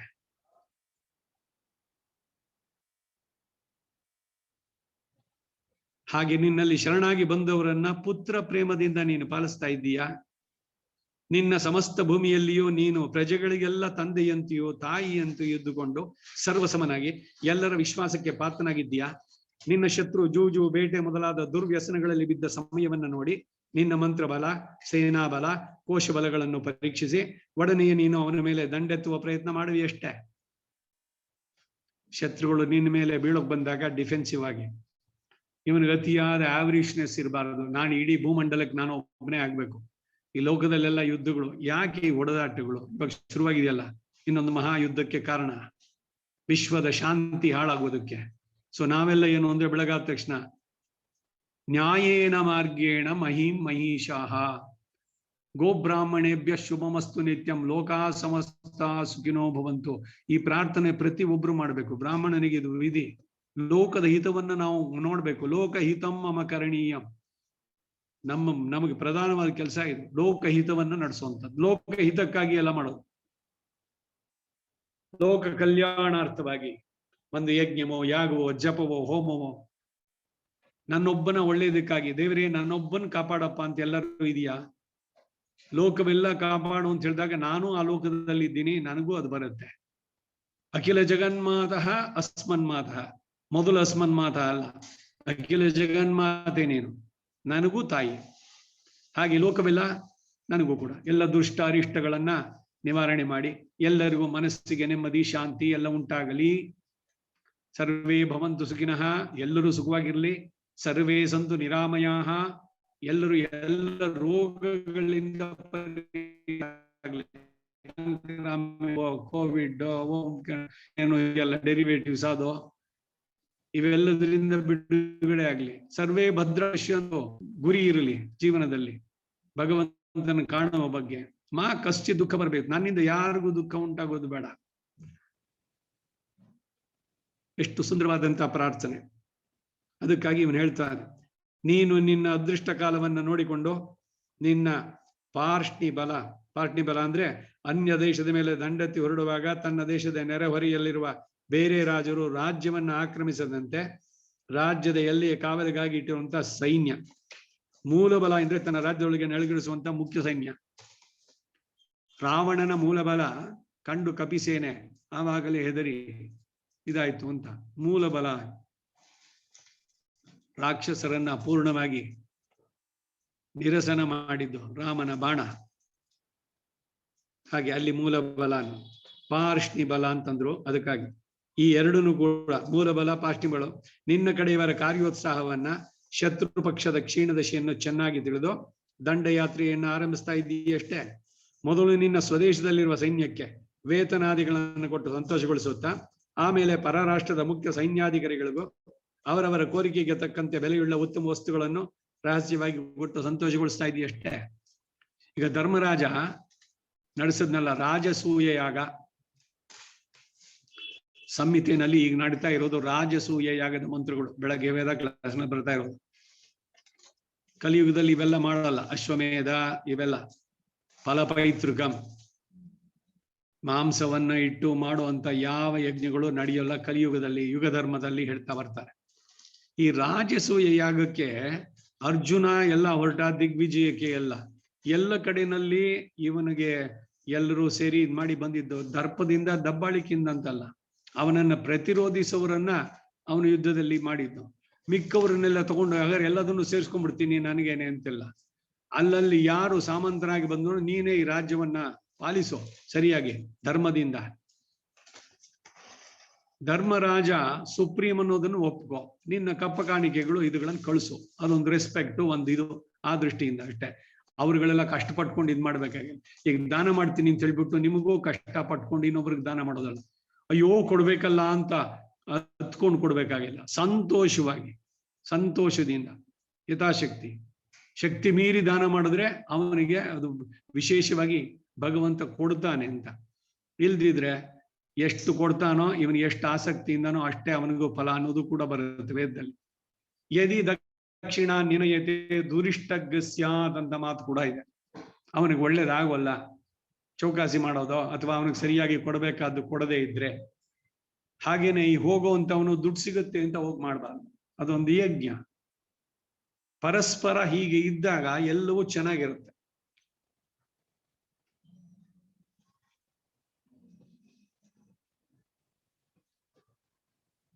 ಮೊದಲು ನಿನ್ನನ್ನ ನೀನು ಜಯಿಸಿಕೊಂಡು, ನನ್ನನ್ನು ನಾನು ಜಯಿಸ್ಕೊಳ್ಳೋದು ಅಂದ್ರೇನು? ಇಂದ್ರಿಯಗಳನ್ನ ನೀನು ನಿಗ್ರಹಿಸಬೇಕು. ರಾಜ್ಯಭಾರದಲ್ಲೂ ಇಂದ್ರಿಯ ನಿಗ್ರಹ ಬೇಕು. ಅಧ್ಯಾತ್ಮದ ಸಾಧನೆಯಲ್ಲೂ ಪ್ರಥಮ ಬೇಕಾಗಿರೋದೇ ಇದು. ರಾಗ ದ್ವೇಷಗಳನ್ನ ನಿಗ್ರಹಿಸಿ ಐಂಬುಲನ್ಗಳ್ ಅಡಕ್ಕಿ ಇಂದ್ರಿಯಕ್ಕೆ ಅಧಿಪತಿಯಾದ ಋಷಿಕೇಶನ ಕೃಪೆಯಿಂದ. ಅವರು ಆಳ್ವಾರಗಳು ಎಷ್ಟು ಹೇಳ್ತಾರೆ, ಅಯ್ಯೋ ಇದುಗಳು ಉಪಟಳ ಬಹಳ ಜಾಸ್ತಿ ಆಗಿದೆ, ನಾನ್ ಅದರ್ ಕಂಜಿ ನಾ ಪೊರುಕ್ಕ ಹಿಲೇನ್, ನೀನ್ ನನ್ನನ್ನ ರಕ್ಷಿಸು, ಹೀಗೆಲ್ಲ. ಹಾಗೆ ಇವನು ಇಂದ್ರಿಯ ಜಿತೇಂದ್ರಿಯನಾಗಿರುವಂತಹದ್ದು. ಆಮೇಲೆ ನಿನ್ನ ಇತರ ಶತ್ರುಗಳಲ್ಲಿ ಎಚ್ಚರ ತಪ್ಪಿದವರು, ಜಿತೇಂದ್ರಿಯರಲ್ಲದವರು ಆದವರನ್ನು ಜಯಿಸಲು ಪ್ರಯತ್ನಿಸ್ತಾ ಇದೆಯಷ್ಟೇ. ನೀನು ಶತ್ರುಗಳ ಮೇಲೆ ದಂಡೆತ್ತಿ ಹೊರಡೋದಕ್ಕೆ ಮೊದಲು ಕ್ರಮವಾಗಿ ಸಾಮ, ದಾನ, ಭೇದ, ದಂಡ ಎಂಬ ಉಪಾಯಗಳನ್ನ ಯಥಾ ರೀತಿಯಾಗಿ ಪ್ರಯೋಗಿಸ್ತಾ ಇದೀಯಾ. ಮೊದಲು ನೀನು ನಿನ್ನ ಮೂಲ ಸ್ಥಾನವನ್ನ ಭದ್ರಪಡಿಸಿಕೊಂಡು ಆಮೇಲೆ ಶತ್ರುಗಳನ್ನು ಜಯಿಸಲು ಹೋಗುವಷ್ಟೇ. ನೀನು ದಂಡೆತ್ತಿ ಹೊರಟ ಮೇಲೆ ಹೇಗಾದರೂ ಶತ್ರುಗಳನ್ನು ನಿನ್ನ ಜಯಿಸೋದಕ್ಕೆ ಪ್ರಯತ್ನಿಸಿ ನಿನ್ನಿಂದ ಪರಾಜಿತರಾದವರನ್ನು ಕೂಡ ನೀನು ಚೆನ್ನಾಗಿ ರಕ್ಷಿಸ್ತಾ ಇದೀಯಾ. ಮೂಲಬಲ, ಭೃತ್ಯ ಬಲ, ಮಿತ್ರ ಬಲ, ಅಟವಿಕ ಬಲ ಎಂಬ 4 ಬಗೆಯಾದ ವಿಭಾಗಗಳನ್ನುಳ್ಳಂತ ನಿನ್ನ ಸೈನ್ಯದಲ್ಲಿ ರಥ, ಗಜ, ತುರಗ, ಪದಾತಿ, ಚತುರಂಗ ಅನ್ನುವಂಥದ್ದು ಇದು 4 ಬೀದಿ. ಒಂದು ಕಾಲಾಳುಗಳು, ಇನ್ನೊಂದು ಆನೆಯ ಮೇಲೆ ಇರುವಂತಹ ಸೇನೆ, ರಥದಲ್ಲಿದು, ಮತ್ತೆ ಕುದುರೆ, ಇದು ಚತುರಂಗ. ಸೇನಾಪತಿಗಳು, ಕೆಲಸಗಾರರು, ಗೂಢಚಾರರು, ದೇಶ ಪ್ರಧಾನರು ಎಂಬ ಈ ಅಷ್ಟಾಂಗಗಳು ಸರಿಯಾಗಿದ್ದು ಒಳ್ಳೆ ಸೇನಾಪತಿಗಳಿಂದ ಚೆನ್ನಾಗಿ ನಡೆಸಲ್ಪಡುತ್ತಾ ಅದು ಶತ್ರು ನಿಗ್ರಹದಲ್ಲಿ ಸಮರ್ಥವಾಗಿದೆಯೇ? ರಾಜನೊಬ್ಬನೇ ಎಲ್ಲದನ್ನು ಮಾಡ್ಲಿಕ್ಕಾಗತ್ತೇನೋ? ಅವನು ವಹಿಸಿದಂಥವರು ಸರಿಯಾಗಿ ಜವಾಬ್ದಾರಿಯಾಗಿ ಕೆಲಸಗಳನ್ನು ನಡೆಸ್ತಾ ಇದ್ದಾರಾ? ಅಷ್ಟಾಂಗಗಳು ಇದು ರಾಜನಿಗೆ: ನೃತ್ಯ ಬಲ, ಮಿತ್ರ ಬಲ, ಶತ್ರು ಬಲ, ಅಟವಿ ಬಲ, ಸೇನಾಪತಿಗಳು, ಚತುರಂಗ ಬಲ, ಇವೆಲ್ಲ. ನಿನ್ನ ಶತ್ರು ರಾಷ್ಟ್ರದಲ್ಲಿ ಧಾನ್ಯಗಳನ್ನು ಕೊಯ್ಯುವ ಮತ್ತು ಕೊಯ್ದ ದಾನಗಳನ್ನು ಸಂಗ್ರಹಿಸಿಡುವ ಕಾಲವನ್ನು ನೋಡ್ತಾ ಇದ್ದು ಆ ಸಮಯವನ್ನ ಬಿಡದೆ ನೀನು ದಂಡೆತ್ತಿ ಶತ್ರುಗಳನ್ನ ನಿಗ್ರಹಿಸ್ತಾ ಇದ್ದೀಯಷ್ಟೇ. ನಿನ್ನ ದೇಶದಲ್ಲಿಯೋ ಸ್ವರದೇಶಗಳಲ್ಲಿಯೋ ನಿನ್ನಿಂದ ನೇಮಿಸಲ್ಪಟ್ಟ ಅಧಿಕಾರಿಗಳು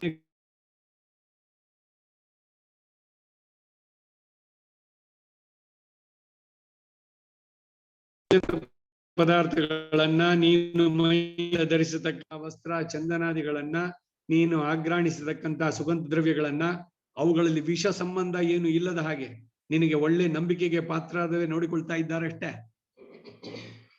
ರಾಮಾನುಜರಿಗೆ ಯತೀಂದ್ರ ಮಹಾನಸ ಅಂತ ನಿಯಮಿಸಿದವರು ಯಾರು? ಗೋಷ್ಠಿ ಪೂರ್ಣರು.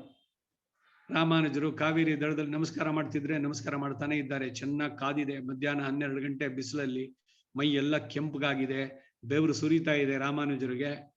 ಅವ್ರು ಏನು ಹೇಳಲ್ಲ, ಸುಮ್ಮನೆ ನಿಂತಿದ್ರು. ಇವ್ರು ನಮಸ್ಕಾರ ಮಾಡ್ತಾನೆ ಇದ್ರು. ಸಾಮಾನ್ಯವಾಗಿ 2 ಸಲ ನಮಸ್ಕಾರ, ಇಲ್ಲ 4 ಸಲ ಸಾಕು. ಇಲ್ಲ ಕೆಲವರು ಅವ್ರ ಪೋರು ಅಂತ ಹೇಳೋ ತನಕ ನಮಸ್ಕಾರ ಮಾಡೋದು. ಇದು ಸಾಮಾನ್ಯವಾಗಿ ಪ್ರಪತ್ತಿ ಮಾಡ್ಬೇಕಾದ್ರೆ ನೀವು ಮನೆಯವ್ರ ನೆನೆಸ್ಕೊಂಡು ನೀವು ನಮಸ್ಕಾರ ಮಾಡಿ ಇರ್ತಾರೆ. ಇವ್ರು ಮನೆಯವ್ರು ನೆನೆಸ್ಕೊಂಡು ಭಗವಂತ ಮತ್ತೆ ಈ ಹುಟ್ಟು ಸುಬ್ಬಿನ ಚಕ್ರಕ್ಕೆ ನನ್ನ ಹಾಕಬೇಡ ಅಂತ ಇವ್ರು ನಮಸ್ಕಾರ ಮಾಡ್ತಾ ಇದ್ರೆ 20 ಆಯ್ತು 30 ಆಯ್ತು, ಯಾವಾಗಲೂ ಒಂದ್ಸಲ ಅವ್ರು ಸಾಕು ಅಂತ ಒಳಗಡೆ ಹೇಳ್ತಾರೆ.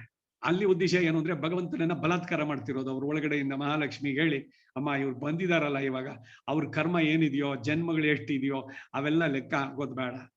ನೇರವಾಗಿ ಬಂದು ನೀನಲ್ಲಿ ಶರಣಾಗಿದ್ದಾರೆ, ಅವರನ್ನು ರಕ್ಷಿಸು. ಇನ್ನೊಂದು ಹುಟ್ಟು ಅವ್ರಿಗೆ ಬೇಡ, ಮೋಕ್ಷ ಸಾಮ್ರಾಜ್ಯ ಅವನಿಗೆ ನೀಡಬೇಕು, ನೀ ಸ್ವಲ್ಪ ಹೇಳು ಅಂತ ಶ್ರೀದೇವಿ, ಭೂದೇವಿ, ನೀಳಾದೇವಿ ಇವರುಗಳಿಗೆ ನಮ್ಮ ಪರವಾಗಿ ಅವರು ಆಚಾರ್ಯ ನಿಷ್ಠೆನೋ ಉಕ್ತಿ ನಿಷ್ಠೆನೋ ಮಾಡಿಸಿ ಸ್ವಾಮಿಗಳು ಭಗವಂತನಲ್ಲಿ ಹೇಳಿ ಅವನು ಎಸ್ ಅನ್ನೋ ತನಕ ಬಿಡುವುದಿಲ್ಲ. ಇದು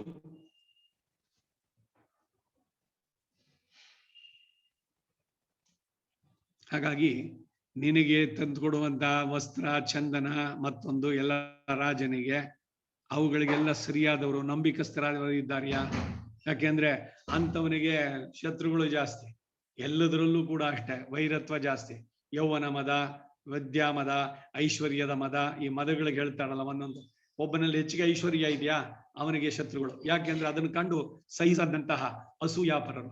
ವಿದ್ಯೆ ಅವನಲ್ಲಿ ಇದೆಯಾ ಅದನ್ನ ಕಂಡು ಸಹಿಸಿದವರು. ಶಕ್ತಿ ಇದೆಯಾ ಅದನ್ನ ಕಂಡು ಸಹಿಸಿದವರು. ಏನಾರು ಕಾಯ್ತಾ ಇರ್ತಾರೆ, ಏನಾರು ಒಂದು ಹೇಳೋಣ ಅಂತ, ಯಾವ್ದಾದ್ರು ಒಂದು ಮಾಡೋಣ. ಇಲ್ಲ ಅವನಿಗೆ ಯಾರು ಒಂದಷ್ಟು ಅಪಕಾರ ಮಾಡಿದ್ರೆ ಇವ್ರಿಗೇನೋ ಮನಸ್ಸು ಸಂತೋಷ. ಆಭಿಚಾರಿಕ ಕ್ರಿಯೆಗಳನ್ನು ನಡೆಸೋದು, ಇವೆಲ್ಲ ಮಾಡುವಂತವ್ರು. ನಿನಗೆ ಒಳ್ಳೆ ನಂಬಿಕೆಗೆ ಪಾತ್ರರಾದವರೇ ಇದ್ದಾರೆ ತಾನೆ ಇದಕ್ಕೆಲ್ಲ. ನಿನ್ನ ಬೊಕ್ಕಸ, ಧಾನ್ಯ ಶಾಲೆ, ವಾಹನಗಳು, ಗೃಹ, ನಗರ ದ್ವಾರಗಳು, ಆಯುಧಗಳು, ನಿನ್ನ ವರಮಾನ, ಇವುಗಳನ್ನೆಲ್ಲ ನಿನ್ನಿಂದ ಶ್ರೇಯಸ್ಸನ್ನು ಪಡೆದು ನಿನ್ನಲ್ಲಿ ಭಕ್ತಿಯುಳ್ಳವರೇ ನೋಡಿಕೊಳ್ಳುತ್ತಿರುವ ಕೊಡ್ತಾ ಇದ್ದಾನೆ. ಎಲ್ಲ ಅವರೇ ನೋಡ್ಕೊಳ್ತಾ ಇದ್ದಾರೆ ತಾನೆ ಸರಿಯಾಗಿ. ಯಾರಿಗೆ ನಿನ್ನಲ್ಲಿ ಪೂರ್ಣವಾದ ನಿಷ್ಠೆ ಇದೆಯೋ ಅದು. ನೀನು ಬಾಹ್ಯ ಅಭ್ಯಂತರ ಸೇವಕರು, ಒಳಗಡೆ ಹೊರಗಡೆ, ಅಂತಃಪುರದವರಾಗ್ಲಿ ಹೊರಗಡೆಯಿಂದ ಸೇವಕರಾಗ್ಲಿ, ಅಂದ್ರೆ ಸೈನಿಕರು ಮೊದಲಾದ ಹೊರಗಿನ ಸೇವಕರಿಂದ, ಅಡಿಗೆಯವರು ಮುಂತಾಗಿ ಒಳಗಿನ ಸೇವಕರಿಂದಲೂ ನಿನಗಾಗಲಿ ನಿನ್ನ ಕಡೆಯ ಇತರ ಜನರಿಂದ ಅವರಿಗಾಗಲಿ ಹಾನಿ ಬಾರದಂತೆ ಅವರೆಲ್ಲರ ವಿಷಯದಲ್ಲಿ ಎಚ್ಚರಗೊಂಡಿದ್ದೀಯಾ? ಜೂಜು, ಪಾನ, ಬೇಟೆ, ಸ್ತ್ರೀಯರು ಮುಂತಾದ ವ್ಯಸನಗಳಲ್ಲಿ, ನೋಡಿ ಇದೆಲ್ಲ ವ್ಯಸನಗಳು ಅಂತ ಅಂದ್ರು ನಾರದರು. ನಿನಗಾಗುವ ದುಂದುಗಾರಿಕೆಯ ವೆಚ್ಚವನ್ನ ಪ್ರತಿದಿನ ಬೆಳಗಿನ ಹೊತ್ತು ನೀನು ಧರ್ಮಾನುಷ್ಠಾನ ಕಾಲದಲ್ಲಿ ಸೇವಕರು ಬಂದು ನಿನಗೆ ತಿಳಿಸದಿರುವಷ್ಟೇ. ಅವರು ಹೇಳ್ತಾ ಇದ್ದಾರೆ ತಾನೆ, ಎಲ್ಲಿ ಯಾವುದು ಅತಿಯಾಗುತ್ತೋ ಅತಿ ಸರ್ವತ್ರಂ ವರ್ಜಯೇತೆ. ನಿನ್ನ ಆದಾಯದಲ್ಲಿ ಅರ್ಧ ಪಾಲು, ಕಾಲು ಪಾಲು ಅಥವಾ ಮುಕ್ಕಾಲು ಪಾಲಿಗಿಂತ ನಿನ್ನ ವೆಚ್ಚ ಮೀರಿ ಹೋಗುವುದಿಲ್ಲವಷ್ಟೇ. ಎಂತ ಒಳ್ಳೊಳ್ಳೆ ಸಂದೇಶ ಕೇಳ್ತಾ ಇದ್ದಾರೆ ನೋಡಿ. ನಾವು ಸಂಪಾದನೆ ಮಾಡಿದ್ದನ್ನು ಅಷ್ಟನ್ನು ಉಡಾಯಿಸಬಾರ್ದು. ನನಗೆ ನನ್ನ ಗುರುಗಳು ಆರಂಭದಲ್ಲಿ ವೇದವನ್ನು ಹೇಳ್ಕೊಟ್ಟವರು, ಮಿಡ್ಲ್ ಸ್ಕೂಲ್ ಹೆಡ್ ಮಾಸ್ಟರ್ ಅವರು. ನಾನು ಇದರಲ್ಲಿ ಇದ್ದಾಗ ಮೆಡಿಕಲ್ ರೆಪ್ರೆಸೆಂಟೇಟಿವ್ ಆಗಿ ಫಸ್ಟು ಇದೆಲ್ಲ ಸೇರಿದು ಎಲ್ಲ ಬಂದಿದ್ದೆಲ್ಲ ಆಯಾ ತಿಂಗಳದ ಖರ್ಚು ಏನು ಅಂತಂದ್ರೆ ತರ್ತಾ ಇದ್ದೆ ಒಟ್ಟಿಗೆ. ಈಗ ನೆಟ್ ಬನ್ನಿನೋ ಮತ್ತೊಂದು ತಂತು ಅಂತಂದ್ರೆ ಒಂದೊಂದು ಡಜನ್ನು ನನಗೆ, ತಮ್ಮಂದ್ರಿಗೆ, ಇವರಿಗೆಲ್ಲ. ಒಂದ್ ದಿವಸ ಹೇಳಿದ್ರು, ನೀನು ಸಂಪಾದನೆ ಮಾಡಿದ ಅಷ್ಟರದ ಮೇಲೂ ನಿನ್ನ ಹಕ್ಕಿದೆ ಅಂತ ಅನ್ಕೋಬೇಡ. ಅದ್ರಲ್ಲಿ 1/6ನೇ ಭಾಗ ನೀನು ಎತ್ತಿಡ್ಬೇಕು, ಸೇವಿಂಗ್ಸ್ ಇರಬೇಕು. ನಿನ್ನ ಖರ್ಚು ವೆಚ್ಚ ನೀನು ಅರ್ನ್ ಮಾಡೋದ್ರಲ್ಲಿ 75% ಮೇಲೆ ಹೋಗ್ಬಾರ್ದು. ಆಪದ್ಧನ ಅಂತ ಒಂದಷ್ಟು ಇಡಬೇಕು. ಸರಿ, ನಾನು ಅವಾಗೆಲ್ಲ ಅವ್ರ ಹತ್ರ ಚರ್ಚೆ ಮಾಡಿದ್ದು. ನಾನೇನು ಜೂಜ್ಗೆ ಹೋಗ್ತಾ ಇದ್ದೇನೆ, ಸ್ಪೀಟ್ಗೆ ಇದು ಮಾಡ್ತಿದ್ದೀನಿ, ಮನೆಗೆ ಬೇಕಾಗಿದ್ದು ಅಂತ ತರ್ತೀನಿ. ಸರಿ, ಅದರಲ್ಲೂ ಕೂಡ ಒಂದಷ್ಟು ಸೇವಿಂಗ್ಸ್ ಆಲ್ಸೋ. ಆಪದ್ಧನ ಅದ್ರ ಮೇಲೆ ನಿನ್ನ ಹಕ್ಕಿಲ್ಲ, ಅದು ಯು ಮಸ್ಟ್ ಕೀಪ್ ಇಟ್ ಅಂತ ಸೇವಿಂಗ್ಸು. 1980s ಮನೆ ಕಟ್ಟೋದಕ್ಕೆ ಇದು ಮಾಡಿದಾಗ ನಮ್ಮ ತಂದೆ ಕೇಳಿದ್ರು, ಏನು ಅದು ಸಾಲ ಮಾಡಿ ಮನೆ ಕಟ್ಟೋದು ಅಂತಂದ್ರು. ನೋಡಿ, ಸಾಲದಿಂದ ಮನೆ ಕಟ್ಟೋದಲ್ಲ. ಈಗ ನಮ್ಗೆ ಅಮಿಷಗಳು ಈ ಕ್ರೆಡಿಟ್ ಕಾರ್ಡ್ಗಳು ಕೊಡ್ತಾರೆ, ಎಲ್ಲದರಲ್ಲೂ ಇದೆಯಾ ಅದಕ್ಕಾಗಿ ಇನ್ನೊಂದು ಇದನ್ನ ಸ್ಯಾಂಕ್ಷನ್ ಮಾಡ್ತಾರೆ, ದೊಡ್ಡದೊಂದು ಸಾಲ. ಒಟ್ಟಿನಲ್ಲಿ ಆ ಸಾಲದ ಇದರಿಂದ ಹೊರಗಡೆ ಬರೋಂಗೇ ಇಲ್ಲ. ಸಾಲವನ್ನು ಕೊಂಬಾಗ ಹಾಲೋಗರುಂಡಂತೆ, ಹಾಲು ಹೋಗರ ಕ್ಷೀರಾನ್ನ ತಿಂದಂತೆ. ಸಾಲಿಗನು ಬಂದು ಕೇಳುವಾಗ ಕಿಬ್ಬದಿಯ ಕೀಲು, ಸ್ಪೈನಲ್ ಕಾರ್ಡ್ ಮುರಿದಂತೆ ಸರ್ವಜ್ಞ ಅಂತಾನೆ. ಸಾಲ ಸಿಗುತ್ತೆ ಅಂತ ತಗೊಳ್ಳೋದಲ್ಲ. ಈ ಕ್ರೆಡಿಟ್ ಕಾರ್ಡ್ಗಳು ಈಗ ಹೊಸದಾಗಿ ಶುರುವಾಗ್ಬಿಟ್ಟಿದೆ. ಏನು ಒಂದಾದ್ಮೇಲೆ ಒಂದು ಫೋನ್ಗಳು. ಅವರು ತಗೊಳ್ಳಿ, ಎಷ್ಟು ಕ್ರೆಡಿಟ್ ಕಾರ್ಡ್ಗಳು ಬೇಕು, ಯಾಕೆ ಬೇಕು? ಕ್ರೆಡಿಟ್ ಕಾರ್ಡ್ ಇದೆ ಅಂತ ಅಂದ್ಬಿಟ್ಟು ಮನಸ್ಸಿಗೆ ಬಂದಿದ್ದೇನೆಲ್ಲ ಮೊಬೈಲ್ ಇಟ್ಕೊಳ್ಳಿ, ಅದ್ ನೋಡಿ ಇದ್ ನೋಡಿ ಕಾರ್ಡ್ ಉಜ್ಜಿ ಹೋಗುತ್ತದು ಅಂತ. ಅವಶ್ಯಕತೆ ಇದೆಯಾ? ಎಷ್ಟು ಬೇಕೋ? ಇದ್ರ ಬಗ್ಗೆ ವಿವೇಕ ಬೇಡವಾ? ಸುಮ್ಮನೆ ಟೆಂಪ್ಟೇಷನ್ಸ್ ಜನಗಳಿಗೆ ಮಾಡೋದಕ್ಕೆ ಇವರೆಲ್ಲ, ನೀವು ಕ್ರೆಡಿಟ್ ಕಾರ್ಡ್ ಉಪಯೋಗಿಸಿ ಇನ್ಸ್ಟಾಲ್ಮೆಂಟ್ ಕೊಟ್ಬಿಡುತ್ತೆ, ಬರೀ 200 ರೂಪಾಯಿ ಕಟ್ಬಿಡಿ ನೀವು ತಗೊಳ್ಳಿ. ಅದಕ್ಕೆ ಅವನು ಆ ಇನ್ಸ್ಟಾಲ್ಮೆಂಟ್ EMI ಅಂತ ಕೊಡ್ತಾನಲ್ಲ, ಅದ್ರಲ್ಲಿ ನೀವು ಕೊಟ್ಟಿದ್ದು 200ಕ್ಕೆ 2000 ರೂಪಾಯಿ ಮೇಲೆ ತಗೊಂಡಿರ್ತಾರೋ. ಈ ವಿವೇಕ ಇರಬೇಕು. ಬೇಕಾದು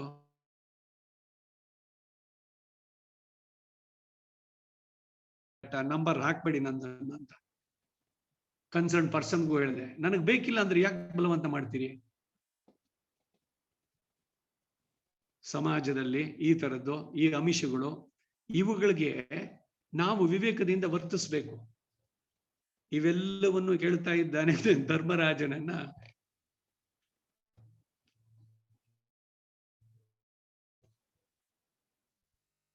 ನೀನು ಆಗಾಗ ದೀನ ದಶೆಯಲ್ಲಿರುವ ಬಂಧುಗಳನ್ನ, ಗುರುಗಳನ್ನ, ವೃದ್ಧರನ್ನ, ವರ್ತಕರನ್ನ, ಕೈಗಾರಿಕೆಯರನ್ನ, ಆಶ್ರಿತರನ್ನ ಧನ ಧಾನ್ಯಗಳಿಂದ ತೃಪ್ತಿಗೊಳಿಸ್ತಾ ಇದ್ದೀಯಷ್ಟೇ. ನಿನ್ನ ಆದಾಯ ಲೆಕ್ಕವನ್ನ ನೋಡುವುದಾಗ ನಿರ್ಮಿಸಲ್ಪಟ್ಟಂತಹ ಗಣಕರು, ಲೇಖಕರು ಮುಂತಾದ ಉದ್ಯೋಗಸ್ಥರೆಲ್ಲರೂ ಕೂಡ ಪ್ರತಿದಿನವೂ ಬೆಳಗ್ಗೆ ನಿನ್ನ ಆದಾಯ ವ್ಯಯ ಇವುಗಳನ್ನ ಕುರಿತು ನಿನಗೆ ತಿಳಿಸ್ತಾ ಇದ್ದಾರೆ ಅಷ್ಟೇ. ಪಂಚಾಂಗ ಶ್ರವಣದಲ್ಲಿ ಇಷ್ಟು ಆಯ ಇಷ್ಟು ವ್ಯಯ ಅಂತ ಕೊಡೋದು, ಈ ವರ್ಷದಲ್ಲಿ ನಿಮ್ದು ಏನೇನಿದೆ ಅನ್ನೋದನ್ನು ಸೂಚ್ಯವಾಗಿ ಅಲ್ಲಿ ಹೇಳುತ್ತೆ. ಜ್ಯೋತಿಷ್ಯ ಒಂದು ಅಂಗ ವೇದಕ್ಕೆ ಅಂತ ಹೇಳಿ ಈ ಪಂಚಾಂಗ ಶ್ರವಣದಲ್ಲಿ ಏನು ಉದ್ದೇಶ ಇವೆಲ್ಲ ಹೇಳೋದು? ಇಷ್ಟು ಆಯ, ಆರೋಗ್ಯ ಇಷ್ಟು, ಅನಾರೋಗ್ಯ ಇಷ್ಟು, ಆಯ ಇಷ್ಟು, ವ್ಯಯ ಇಷ್ಟು ಅಂದ್ರೆ ಸ್ವಲ್ಪ ಪ್ಲಾನ್ ಮಾಡ್ಕೊಳ್ಳಿ. ಖರ್ಚು ಜಾಸ್ತಿ ಇದೆ ಅಂತಂದಾಗ ಸ್ವಲ್ಪ ಕೈನಲ್ಲಿ ಹಿಡಿತಾ ಇರಲಿ. ಯಾವಾಗ ಖರ್ಚು ಮಾಡ್ಬೇಕು ಅವಾಗ ಯಥೇಚ್ಛವಾಗಿ ಮಾಡುವಂತ ಬುದ್ಧಿನೂ ಇರಬೇಕು. ಒಂದ್ ಮನೆಯಲ್ಲಿ ಏನೋ ಕಾರ್ಯಕ್ರಮವೋ ಯಾವುದೋ ನಡೆಸಿದ್ರಿ, ಸತ್ಪಾತ್ರ ದಾನ ಬಂದಾಗ ಅವಾಗ ಅವಕಾಶ ಇದ್ದಾಗ ಮಾಡುವಂತಹದ್ದು. ಅನವಶ್ಯಕವಾಗಿ ಯಾವುದನ್ನು ವ್ಯರ್ಥವಾಗಿ ಪೋಲ್ ಮಾಡದೇ ಇರೋದು.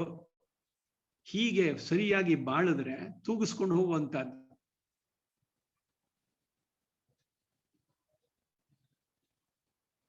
ಕಾರ್ಯ ಸಮರ್ಥರಾಗಿಯೂ ನಿನಗೆ ಹಿತೈಷಿಗಳಾಗಿಯೂ ಇರುವಂತಹ ಸೇವಕರನ್ನ ನೀನು ತಪ್ಪೇನೂ ಇಲ್ಲದೆ ಕೆಲಸದಿಂದ ತಪ್ಪಿಸೋದಿಲ್ವಷ್ಟೇ. ನೀನು ಜನರಲ್ಲಿ ಉತ್ತಮ, ಅಧಮ, ಮಧ್ಯಮರನ್ನ ಪರಿಶೀಲಿಸಿ ಅವರವರಿಗೆ ಅನುಗುಣವಾದ ಕಾರ್ಯಗಳಲ್ಲಿ ಅವರನ್ನು ನೇಮಿಸ್ತಾ ಇದ್ದೀಯಾ. ಲೋಭಿಗಳು, ಚೌರ್ಯ ಸ್ವಭಾವವುಳ್ಳವರು, ನಿನ್ನಲ್ಲಿ ದ್ವೇಷ ಬುದ್ಧಿ ಉಳ್ಳವರು, ನಡವಳಿಕೆಗಳನ್ನ ಚೆನ್ನಾಗಿ ತಿಳಿಯದವರು, ನಿನ್ನ ಕಾರ್ಯಗಳಲ್ಲಿ ತಲೆ ಇಕ್ಕುವುದಿಲ್ಲ ಅಷ್ಟೇ ಅಂತವರೆಲ್ಲ ನಿನ್ನ ಇದರಲ್ಲಿ ಅಫೇರ್ಸ್ ನಲ್ಲಿ ತಲೆ ಹಾಕೊಲ್ವಲ್ಲ. ಚೋರರು, ಲುಬ್ಧರು, ಬಾಲರು, ಸ್ತ್ರೀಯರು ನಿನ್ನ ರಾಜಕಾರ್ಯಗಳಲ್ಲಿ ತಲೆ ಇಕ್ಕಿ ಅದರಿಂದ ಪ್ರಜೆಗಳಿಗೆ ಬಾಧೆ ಉಂಟಾಗುವುದಕ್ಕೆ ನೀನು ಅವಕಾಶ ಕೊಡೋದಿಲ್ವಷ್ಟೇ. ಬಂಧುಗಳು ಇವರುಗಳನ್ನ ಪ್ರೋತ್ಸಾಹ ಮಾಡೋದು ಅಂತ ಇವೆಲ್ಲ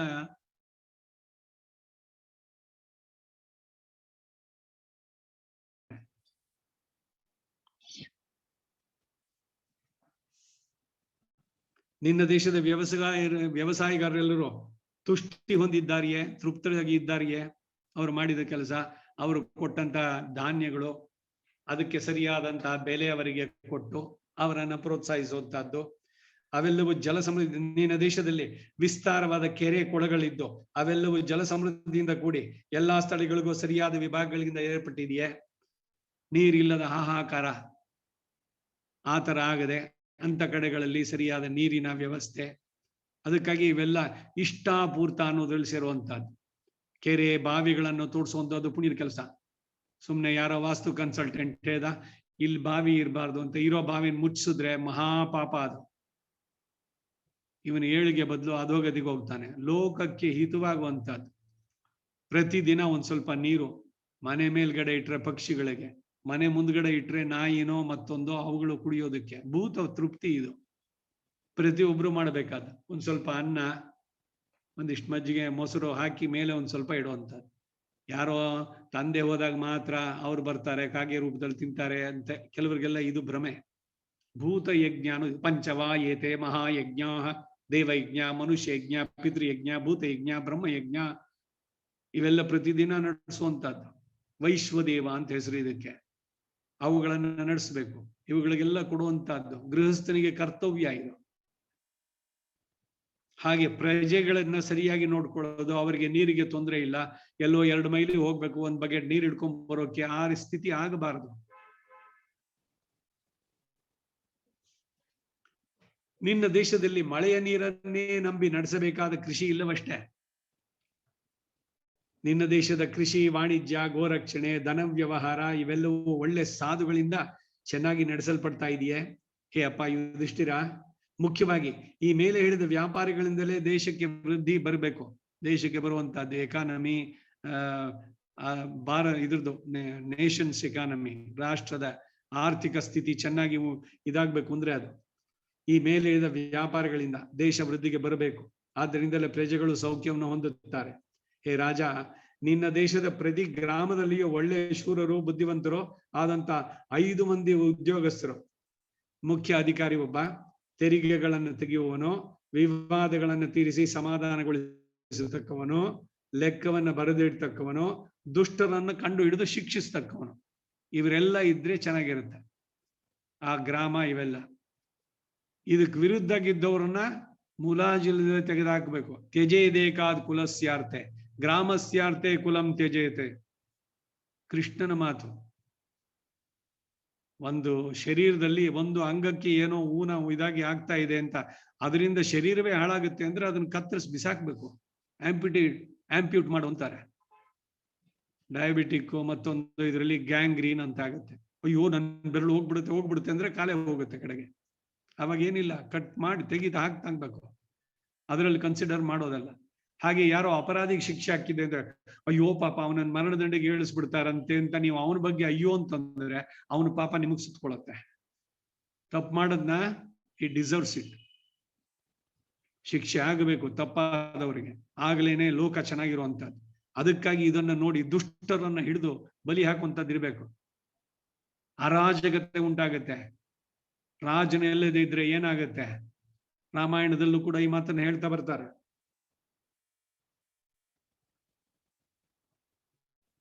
ಈ 5 ಮಂದಿಯು ಅನ್ಯೋನ್ಯ ಸಹಕಾರದಿಂದ ಕೆಲಸ ಮಾಡ್ತಾ ನಿನ್ನ ದೇಶವನ್ನ ವೃದ್ಧಿಗೊಳಿಸ್ತಾ ಇದ್ದಾರೆ ತಾನೆ.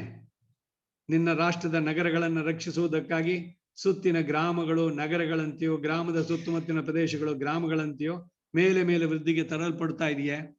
ಅಲ್ಲಿಯ ಯೋಗಕ್ಷೇಮ ಇದರದೆಲ್ಲ ಸರಿಯಾಗಿ ನೋಡ್ತಾ ಇದೆಯಾ? ಅಭಿವೃದ್ಧಿಗೆ ಬರ್ತಾ ಇದೆಯಾ? ನಿನ್ನ ದೇಶದಲ್ಲಿ ಕಳ್ಳರನ್ನ ನಿಗ್ರಹಿಸುವುದಕ್ಕೆ ಏರ್ಪಟ್ಟ ಉದ್ಯೋಗಸ್ಥರು ತಮ್ಮೊಡನೆ ಸೈನ್ಯಗಳನ್ನು ತೆಗೆದುಕೊಂಡು ಸಮ ವಿಷಮ ಪ್ರದೇಶಗಳೊಳಗೂ ಪಟ್ಟಣದ ಒಳಗೂ ಹೊರಗೂ ಸಂಚರಿಸ್ತಾ ಇದ್ದಾರೆ ಅಷ್ಟೇ. ನೀನು ಸ್ತ್ರೀಯರನ್ನ ಪ್ರೇಮದಿಂದ ನಡೆಸ್ತಾ ಇದ್ದೀಯಾ, ಆದರೆ ಅವರನ್ನು ನಂಬಿ ಯಾವ ರಹಸ್ಯವನ್ನು ಹೇಳದೇ ಇರುವಷ್ಟೇ. ನಾರದ ಹೇಳ್ತಾ ಇದ್ದಾನೆ, ಯಾರು ಏನನ್ನು ಹೇಳ್ಬೇಕು ಅದನ್ನ ಎಲ್ಲವನ್ನು ಹೇಳಿದ್ರೆ. ಇದು ಧರ್ಮರಾಜಂದೇ ಶಾಪ. ಕುಂತಿ ಕರ್ಣನ ಜನ್ಮದ ಬಗ್ಗೆ ಅವನು ಹೋದ ಮೇಲೆ ಹೇಳಿದಾಗ ಸ್ತ್ರೀಯರ ಇದರಲ್ಲಿ ರಹಸ್ಯ ನಿಲ್ಲದಿರಲಿ ಅಂತಾನೆ. ಎಲ್ರೂ ಕೆಟ್ಟವರು ಅಂತ ಅಥವಾ ಹೇಳಲ್ಲ, ಎಲ್ರೂ ಎಲ್ಲದನ್ನು ಹೇಳ್ಬಿಡ್ತಾರೆ ಅಂತಲ್ಲ. ಸಹಜವಾಗಿ ಭಾವುಕರು ಜಾಸ್ತಿ ಸ್ತ್ರೀಯರು. ಅದಕ್ಕಾಗಿ ಅವ್ರಿಗೆ ಏನ್ ಹೇಳ್ಬೇಕೋ, ಎಷ್ಟು ಹೇಳ್ಬೇಕೋ ಅಷ್ಟು ಮಾತ್ರ ಹೇಳ್ಬೇಕು, ಎಲ್ಲವನ್ನೂ ಹೇಳೋದಲ್ಲ. ನೀನು ಕಾಲ ವಿಳಂಬಕ್ಕೆ ಯೋಗ್ಯವಲ್ಲದ ಏನಾದ್ರೂ ಅಪಾಯ ಸಂಭವಗಳನ್ನು ಕೇಳಿದೊಡನೆ ಅದರ ಫಲ ಅಫಲಗಳನ್ನೆಲ್ಲ ಪರ್ಯಾಲೋಚಿಸಿ ಆಮೇಲೆ ಅಂತಃಪುರದೊಳಗೆ ಹೋಗಿ ಬರೀ ಸಂತೋಷ ಅನುಭವದಿಂದ ನಿದ್ರಿಸೋದಿಲ್ವಷ್ಟೇ. ನೀನು ಪ್ರತಿದಿನವೂ ರಾತ್ರಿಯಲ್ಲಿ ಮೊದಲು 2 ಜಾಮಗಳವರೆಗೆ ಮಾತ್ರ ಸುಖ ನಿದ್ರೆಯನ್ನು ಅನುಭವಿಸಿ 3ನೆಯ ಕೊನೆಯ ಜಾಮ ಆರಂಭಿಸುವ ಕಾಲದಲ್ಲಿ ಎಚ್ಚರಗೊಂಡು ಧರ್ಮ ಅರ್ಥಗಳನ್ನ ಚಿಂತಿಸ್ತಾ ಇದ್ದೀಯಾ? ಆತ್ಮದ ಉದ್ಧಾರಕ್ಕೆ ತಮ್ಮ ಇಲ್ಲಿನ ಬಾಳಿನ ಹೇಗೆ ಚೆನ್ನಾಗಿ ಬಾಳಬಹುದು ಅನ್ನೋದಕ್ಕೂ ಕೂಡ ಚಿಂತನೆಗೆ ಪ್ರಶಸ್ತವಾದಂತಹ ಸಮಯ ಬ್ರಾಹ್ಮಿ ಮುಹೂರ್ತ. ಬ್ರಾಹ್ಮಿ ಮುಹೂರ್ತೆ ಕರ್ತವ್ಯ. ಏನ್ ಸುಮ್ನೆ ರಾಮಾನುಜರು ಹೇಳಿದ್ರು ಅವ್ರ ಕೆಲಸ ಇಲ್ಲ, ಬೆಳಗಿಂದ ಅಲ್ಲೇ ನಾದ್ನೆ ಮಾಡ್ತಾ ಇರೋದು ಅಂತ. ಬಾಳು ನಿಮ್ಮದು ಚೆನ್ನಾಗಿರ್ಬೇಕಾದ್ರೆ ಇದು ಬರೀ ಅಧ್ಯಾತ್ಮ ಮೋಕ್ಷಕ್ಕೆ ಇಲ್ಲಿರ್ಬೇಕಾದ್ರೂ ಚೆನ್ನಾಗಿರ್ಬೇಕಲ್ಲ. ಅದಕ್ಕೆ ಸರಿಯಾಗಿ ಎಲ್ಲವೂ ವ್ಯವಸ್ಥಿತವಾಗಿರ್ಬೇಕಲ್ಲ. ಎಲ್ಲವೂ ಒಂಥರ ಪ್ಲಾನ್ಡ್ ಇದ್ರಲ್ಲಿ ಇರ್ಬೇಕು. ಅದಕ್ಕಾಗಿ ಹೇ ಪಾಂಡುಕುಮಾರ, ನೀನು ಪ್ರತಿದಿನವೂ ಸಕಾಲಕ್ಕೆ ಎಚ್ಚರಗೊಂಡು ದೇಹಾಲಂಕಾರಗಳನ್ನು ಮಾಡಿಕೊಂಡು ಕಾಲಜ್ಞರಾದ ಮಂತ್ರಿಗಳೊಡಗೂಡಿ ಪ್ರಜೆಗಳಿಗೆ ದರ್ಶನ ಕೊಡ್ತಾ ಇದೀಯಾ?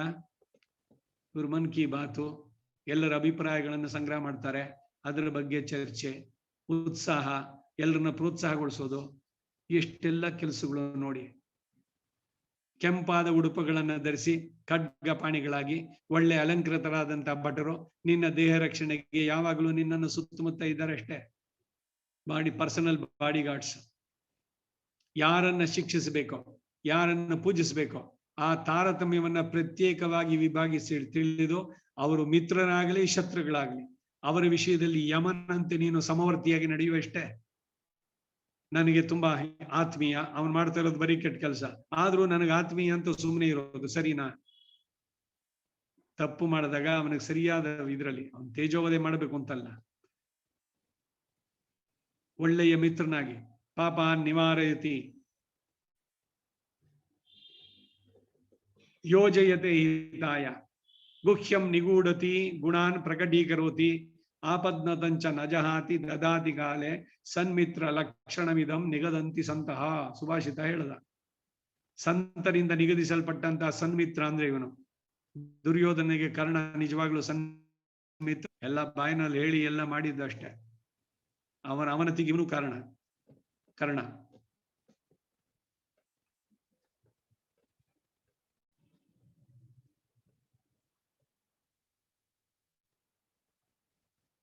ಶಾರೀರಿಕ ಬಾಧೆಗಳನ್ನ ಔಷಧ ಪಥ್ಯಗಳಿಂದಲೂ, ಮಾನಸಿಕ ಬಾಧೆಗಳನ್ನ ದೊಡ್ಡವರ ಆಶ್ರಯದಿಂದಲೂ ನೀನು ಆಗಾಗಲೇ ನಿವಾರಿಸುತ್ತೀವಿಯಷ್ಟೇ.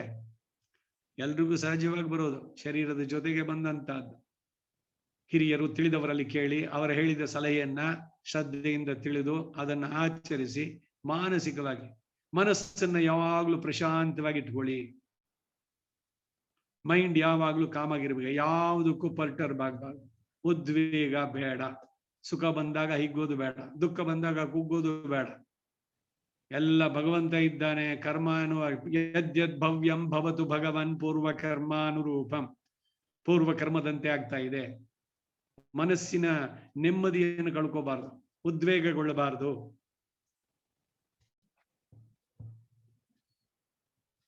ಅಷ್ಟಾಂಗ ಚಿಕಿತ್ಸೆಯಲ್ಲಿ ಅಷ್ಟಾಂಗ ಶಲ್ಯ, ಶಾಲಾಕ್ಯ, ರೋಗ ಚಿಕಿತ್ಸೆ, ಭೂತವಿದ್ಯೆ, ಸ್ತ್ರೀ ಬಾಲ ವೈದ್ಯ, ವಿಷವೈದ್ಯ, ರಸಾಯನ ತಂತ್ರ, ವಾಜೀಕರಣ ಅನ್ನೋದು ಅಷ್ಟಾಂಗಗಳು. ಆರೋಗ್ಯ ಬರ್ಬೇಕಾದ್ರೆ ಆಯುರ್ವೇದವೋ ಹೋಮಿಯೋಪತಿನೋ ಅಲೋಪತಿನೋ ಯಾವುದೋ ಒಂದರಿಂದ, ಒಟ್ಟಿನಲ್ಲಿ ಮುಖ್ಯ ಏನು ಅಂತಂದ್ರೆ ಅವನಿಗೆ ಆರೋಗ್ಯ ಸರಿಯಾಗಬೇಕು. ಇದೇ ಸರಿ ಅದು ಬೇಡವೇ ಬೇಡ ಆ ರೀತಿ ಆಗ್ಬಾರ್ದು. ವೈದ್ಯನಾದವನು ಅದನ್ನ ಇದನ್ನ ಅಂತ ಇಲ್ಲ, ಇದನ್ನ ಅವನು ಮಿಕ್ಸ್ ಮಾಡಿಕೊಟ್ರು ಅವನಿಗೆ ಗೊತ್ತು ತನ್ನ ರೋಗಿಗೆ ಏನನ್ನು ಕೊಟ್ಟರು ಸರಿಯಾಗತ್ತೆ ಅಂತ. ವೈದ್ಯನಲ್ಲಿ ನಂಬಿಕೆ ಇರಬೇಕು, ಭಗವಂತನಲ್ಲಿ ನಂಬಿಕೆ ಇರಬೇಕು, ಜ್ಯೋತಿಷ್ಯದಲ್ಲಿ ನಂಬಿಕೆ ಇರಬೇಕು. ಅಂತ ನಂಬಿಕಸ್ಥರನ್ನೇ ಆರಿಸ್ಬೇಕು. ಅವ್ರು ಹೇಳಿದ್ರಲ್ಲಿ ಪೂರ್ಣ ವಿಶ್ವಾಸ ಇರಬೇಕು. ಬರೀ ಸಂಶಯ ಆಗ್ಬಿಟ್ರೆ ಅಯ್ಯೋ ಅವ್ರು ಹೇಳಿದ್ರು ಅದು ನಡೆಯುತ್ತೋ ಇಲ್ವೋ, ನಿಮಗೆ ಆ ನಂಬಿಕೆ ಶ್ರದ್ಧೆ ಇದ್ರೆ ಅವನ್ ಏನೇ ಕೊಟ್ರು ಕೂಡ ನಿಮ್ಗೆ ಆಗತ್ತೆ. ಹಾಗಂತ ಅವನ್ ಏನೇನು ಕೊಡೋದಿಲ್ಲ.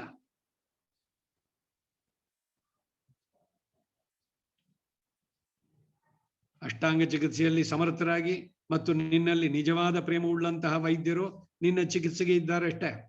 ಅವರೆಲ್ಲರೂ ನಿನಗೆ ಸುಹೃತ್ತುಗಳಾಗಿ ನಿನ್ನ ಶರೀರ ಸೌಖ್ಯದಲ್ಲಿ ಅಕ್ಕರೆ ಉಳ್ಳವರಾಗಿರುವರೆ. ಹೇ ರಾಜೇಂದ್ರ, ನಿನ್ನಲ್ಲಿ ವ್ಯವಹಾರಕ್ಕಾಗಿ ಬಂದ ವಾದಿ ಪ್ರತಿವಾದಿಗಳ ವಿಷಯದಲ್ಲಿ ನೀನು ಲೋಭದಿಂದಾಗಲಿ, ಗರ್ವದಿಂದಾಗಲಿ, ಅಜ್ಞಾನದಿಂದಾಗಲಿ ನ್ಯಾಯಕ್ಕೆ ವಿರೋಧವಾಗಿ ಹೋಗೋದಿಲ್ವಷ್ಟೇ. ಈ ಒಂದು ಕಾರಣದಿಂದನೇ ನ್ಯಾಯಮೂರ್ತಿಗಳು, ದಿ ಜಡ್ಜಸ್ ಇದಾರಲ್ಲ, ಅವ್ರು ಯಾವ ಕಾಂಪ್ಲಿಮೆಂಟ್ಸ್ ನ ಅಕ್ಸೆಪ್ಟ್ ಮಾಡಬಾರ್ದು ಅಂತಿದೆ. ಯಾಕೆಂದ್ರೆ ಅವನಿಗೇನೋ ದೊಡ್ಡದಾಗ ಒಂದು ಟಿವಿನೋ ಫ್ರಿಜ್ಜೋ ಕೊಟ್ಬಿಟ್ಟು ಇವನು ಅಪರಾಧಿ, ಅವನು ನುಣ್ಸ್ಕೋಬೇಕು, ನಿರಪರಾಧಿನ ಸಿಗಾಕಿಸ್ಬಿಡೋದು. ನೋಡಿ, ಒಂದು ಸ್ತ್ರೀ ಅದರಲ್ಲಿ ತಕ್ಕಡಿ ಕಣ್ಣಿಗೆ ಬಟ್ಟೆ ಕಟ್ಬಿಟ್ಟಿದ್ದಾರೆ. ನ್ಯಾಯ ನೋಡ್ಬೇಕಾದ್ರೆ ಅದು ಆಧಾರ, ಪ್ರೂಫು ಇವುಗಳು ನೋಡೋದು.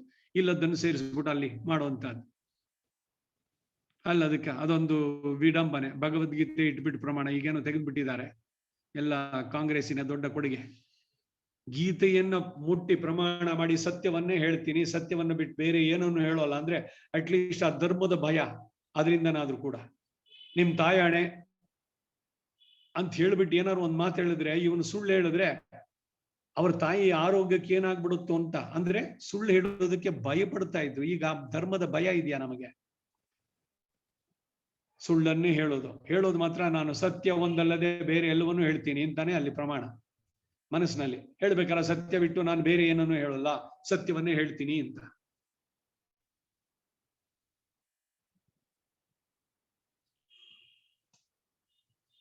ನ್ಯಾಯಕ್ಕೆ ವಿರೋಧವಾಗಿ ಯಾರು ಹೋಗಬಾರದು. ಅಧಿಕಾರ ಬಂದಾಗ ಅದನ್ನು ಸರಿಯಾಗಿ ಮಾಡ್ತಾ ಇದ್ದಾನ? ಮತ್ತೊಬ್ಬರ ಮಾತಿನಲ್ಲಿ ನಂಬಿಕೆಯಿಂದಾಗಲಿ, ದಾಕ್ಷಿಣ್ಯದಿಂದಾಗಲಿ, ಧನದ ಆಶೆಯಿಂದಾಗಲಿ ಅಥವಾ ಅಜ್ಞತೆಯಿಂದಾಗಲಿ ನಿನ್ನಲ್ಲಿ ಆಶ್ರಿತರಾದವರ ಬದುಕನ್ನ ನೀನು ಕೆಡಿಸೋದಿಲ್ವಷ್ಟೇ. ನಿನ್ನ ಪುರಜನರಾಗಲಿ, ದೇಶ ಜನರಾಗಲಿ, ಶತ್ರುಗಳು ಲಂಚಕ್ಕೆ ಒಳಪಟ್ಟು ತಮ್ಮೊಳಗೆ ಗುಂಪು ಕೂಡಿ ನಿನ್ನನ್ನು ವಿರೋಧಿಸೋದಿಲ್ವಷ್ಟೇ. ನಿನ್ನಿಂದ ಪೀಡಿತನಾಗಿ ಬಲಹೀನನಾದ ನಿನ್ನ ಶತ್ರು ತನ್ನ ಮಂತ್ರ ಬಲ ಬುದ್ಧಿ ಬಲ ಸೇನಾ ಬಲಗಳಿಗಿಂತ ನಿನಗಿಂತ ಮೇಲಿಸಿನರು ಅವಕಾಶ ಕೊಡದಂತೆ ನೋಡ್ತಾ ಇದ್ದೆ ಇಷ್ಟೇ. ಇಲ್ದಿದ್ರೆ ಅವನು ಕಬಳಿಸ್ತಾನೆ ನಿನ್ನ ಶತ್ರು. ಅದಕ್ಕೆ ಶತ್ರು ಋಣ ನಿಲ್ಲಿಸಬಾರದು. ಶೇಷ, ಶತ್ರು ಶೇಷವನ್ನ, ಅಗ್ನಿಶೇಷವನ್ನ, ಋಣಶೇಷ ಸಾಲ. ಈಗ ಸಾಲ ಏನೋ ಒಂದು ತಗೊಂಡಿದ್ದೀರಿ, ಎಲ್ಲ ಇನ್ಸ್ಟಾಲ್ಮೆಂಟ್ ಕಟ್ಟಿದ್ದಾಯ್ತು, ಇನ್ನೊಂದು ತಿಂಗಳು ಕಟ್ಟಬೇಕಾಗಿತ್ತು ಅಷ್ಟೇ. ಯಾವಾಗ ಕಟ್ಟಿದ್ರಾಯ್ತು ಅದಾಯ್ತು. ಅದು ಬಿಡಿ, ಅದು ಚಕ್ರ ಬಡ್ಡಿ, ಕಾಂಪೌಂಡ್ ಇಂಟ್ರೆಸ್ಟ್ ಆಗಿ ಪ್ರಿನ್ಸಿಪಲ್ ಅಮೌಂಟ್ಗಿಂತ ಜಾಸ್ತಿ ಆಗೋಗುತ್ತೆ. ಹೀಗಾಗಿ ಎಲ್ಲ ಮೂಲ ಪ್ರಿನ್ಸಿಪಲ್ ಇದು ಎಲ್ಲದನ್ನು ಕಳ್ಕೊಂಡವರು ಇದ್ದಾರೆ. ಸೊ ಅದರಿಂದ ಸಾಲ ತಗೋಬಾರ್ದು. ಒಂದ್ ವೇಳೆ ತಗೊಂಡ್ರೆ ಅದನ್ನ ಆದಷ್ಟು ಬೇಗ ಮುಗಿಸ್ಬೇಕು. ಹಾಗೆ ಶತ್ರು ಶೇಷ ಉಳಿಸಬಾರದು. ಅಗ್ನಿಶೇಷ, ಅಗ್ನಿದೇನೋ ಹೋಮ ಮಾಡ್ಬಿಟ್ಟು ಸುಮ್ಮನೆ ತಗೊಂಡೋಗಿ ಇಟ್ಬಿಡೋದು. ಅಗ್ನಿ ಕೆಲಸ ಎಲ್ಲ ಮುಗಿತು ಇಲ್ವೋ, ನೀರ್ ಹಾಕಿ ಅದನ್ನ ಶಮನಗೊಳಿಸ್ಬಿಡ್ಬೇಕು. ಇಲ್ದಿದ್ರೆ ಏನೋ ಗಾಳಿಗೆ ಒಂದ್ ಸ್ವಲ್ಪ ಆಡಿ ಬೂದಿ ಕೆಳಗಡೆ ಅಂತ ಕೆಂಡ ಅದ್ರ ಮೇಲೆ ಏನೋ ಒಂದ್ ಬಿದ್ದು ಹತ್ಕೊಂಡು ಮತ್ತೆ ಮನೆಯನ್ನೇ ಪೂರ ಹತ್ಬೋದು. ಅಗ್ನಿ ಬಹಳ ಹುಷಾರಾಗಿರ್ಬೇಕು. ಗುರುಗಳ ಮನೆಗೆ ಬರೆಯೋಕೆ ಹೋಗ್ತಾ ಇದ್ದೆ ನಾನು, ಮೇಲ್ಗಡೆ ಇದ್ರಲ್ಲಿ ಅನಂತರಂಗಾಚಾರ್ಯ ಕೂತಿದ್ರಲ್ಲಿ. ಪೂಜೆ ಮಾಡ್ಬಿಡಿ, ಏನು ಊದ್ಕಡ್ಡಿ ಹಚ್ಬಿಟ್ಟು ಆ ಫೋಟೋ ಸೈಡ್ಗೆ ಸಿಕ್ಸಿದ್ದು, ಫೋಟೋನ ಎತ್ಕೊಂಡ್ಬಿಟ್ಟಿದೆ. ನೀರ್ ತಂದು ಹಾಕಿ ಎಲ್ಲ ಇದ್ ಮಾಡಿದ್ದು, ಸಿಕ್ಸೋದ ಅಲ್ಲಿಗೆ ಏನಾಗುತ್ತೆ ನೋಡಿ. ಊದ್ಕಡ್ಡಿ ಆ ಫ್ರೇಮ್ ತುದಿ ಕಟ್ಟಿದ್ದು ಆ ಕೆಂಡ ಅದರಿಂದ ಹತ್ಕೊಂಡಿದೆ. ಅದೆಲ್ಲ ಅದೇನು ಲೈಟ್ ಇದೆಲ್ಲ ಏನು ಯಮಳಾರ್ಜುನ ವೃಕ್ಷ ಆ ತರದ್ದು ಇಲ್ಲ, ಕಂಪ್ಯೂಟರ್ದು ಮೆಟೀರಿಯಲ್ ಇದಲ್ಲ, ಆ ತರ ಮರದ ಫ್ರೇಮ್ ನಲ್ಲಿ ಮಾಡಿದ್ದು. ಇದೊಂಚೂರು ಕೆಂಡ ತೆಗೆದಿದ ತಕ್ಷಣ ಅದು ಹತ್ಕೊಂಡಿದೆ. ಅದರಿಂದ ಬೇರೆ ಕಡೆಗೆಲ್ಲ ಆಗುವಂತದ್ದು. ಸೊ ಅಗ್ನಿ ಜೊತೆ ಬಹಳ ಹುಷಾರಾಗಿರ್ಬೇಕು. Don't play with fire. ಅದ್ರ ಸಹಜವಾದದ್ದು ಎಲ್ಲವನ್ನು ದಹಿಸುವಂತದ್ದು. ಅದರಿಂದ ಚೌಕಟ್ಟು ಅದು ಎಲ್ಲದನ್ನು ಇಟ್ಟು ಮಾಡುವಂಥದ್ದು. ಹೀಗೆ ಎಚ್ಚರಿಕೆಯಿಂದ ಇರುವಂತಹದ್ದು ಎಲ್ಲದರಲ್ಲೂ ಕೂಡ.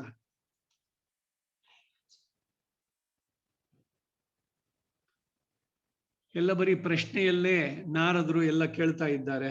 ಇನ್ನು ಮುಂದುವರಿಯುತ್ತೆ. ಈ ಜಾಗದಲ್ಲೇ ನಿಲ್ಸ್ಕೊಂಡಿರೋಣ. ವಸುದೇವಸುತಂ ದೇವಂ ಕಂಸ ಚಾಣೂರಮರ್ದನಂ ದೇವಕೀ ಪರಮಾನಂದಂ ಕೃಷ್ಣಂ ವಂದೇ ಜಗದ್ಗುರು. ನಾಳೆ ಮುಂದುವರ್ಸೋಣ. ನಾರದ ಧರ್ಮಜರ ಸಂವಾದ ಎಷ್ಟು ಅಗತ್ಯ ನಮಗೆ ಇಲ್ಲಿಯ ಬಾಳಿಗೂ ಅಷ್ಟೇ. ಬರೀ ಸುಮ್ಮನೆ ಮೋಕ್ಷ ಶರೀರ ಬಿಟ್ಟ ಮೇಲೆ ಅದು ಮಾತ್ರ ಹೇಳುವುದು ಅಲ್ಲ. Philosophy teachers the art of life. ಬದುಕುವ ಕಲೆಯನ್ನು ತಿಳಿಸುತ್ತೆ ಅಂದ್ರೆ ಇದು. ಅಷ್ಟಕ್ಕೆ ನಿಲ್ಸ್ಕೊಳ್ಳೋಣ. ಸರ್ವಂ ಶ್ರೀ ವಾಸುದೇವಾರ್ಪಣಮಸ್ತು. ನಮಸ್ಕಾರ. ನಮಸ್ಕಾರ.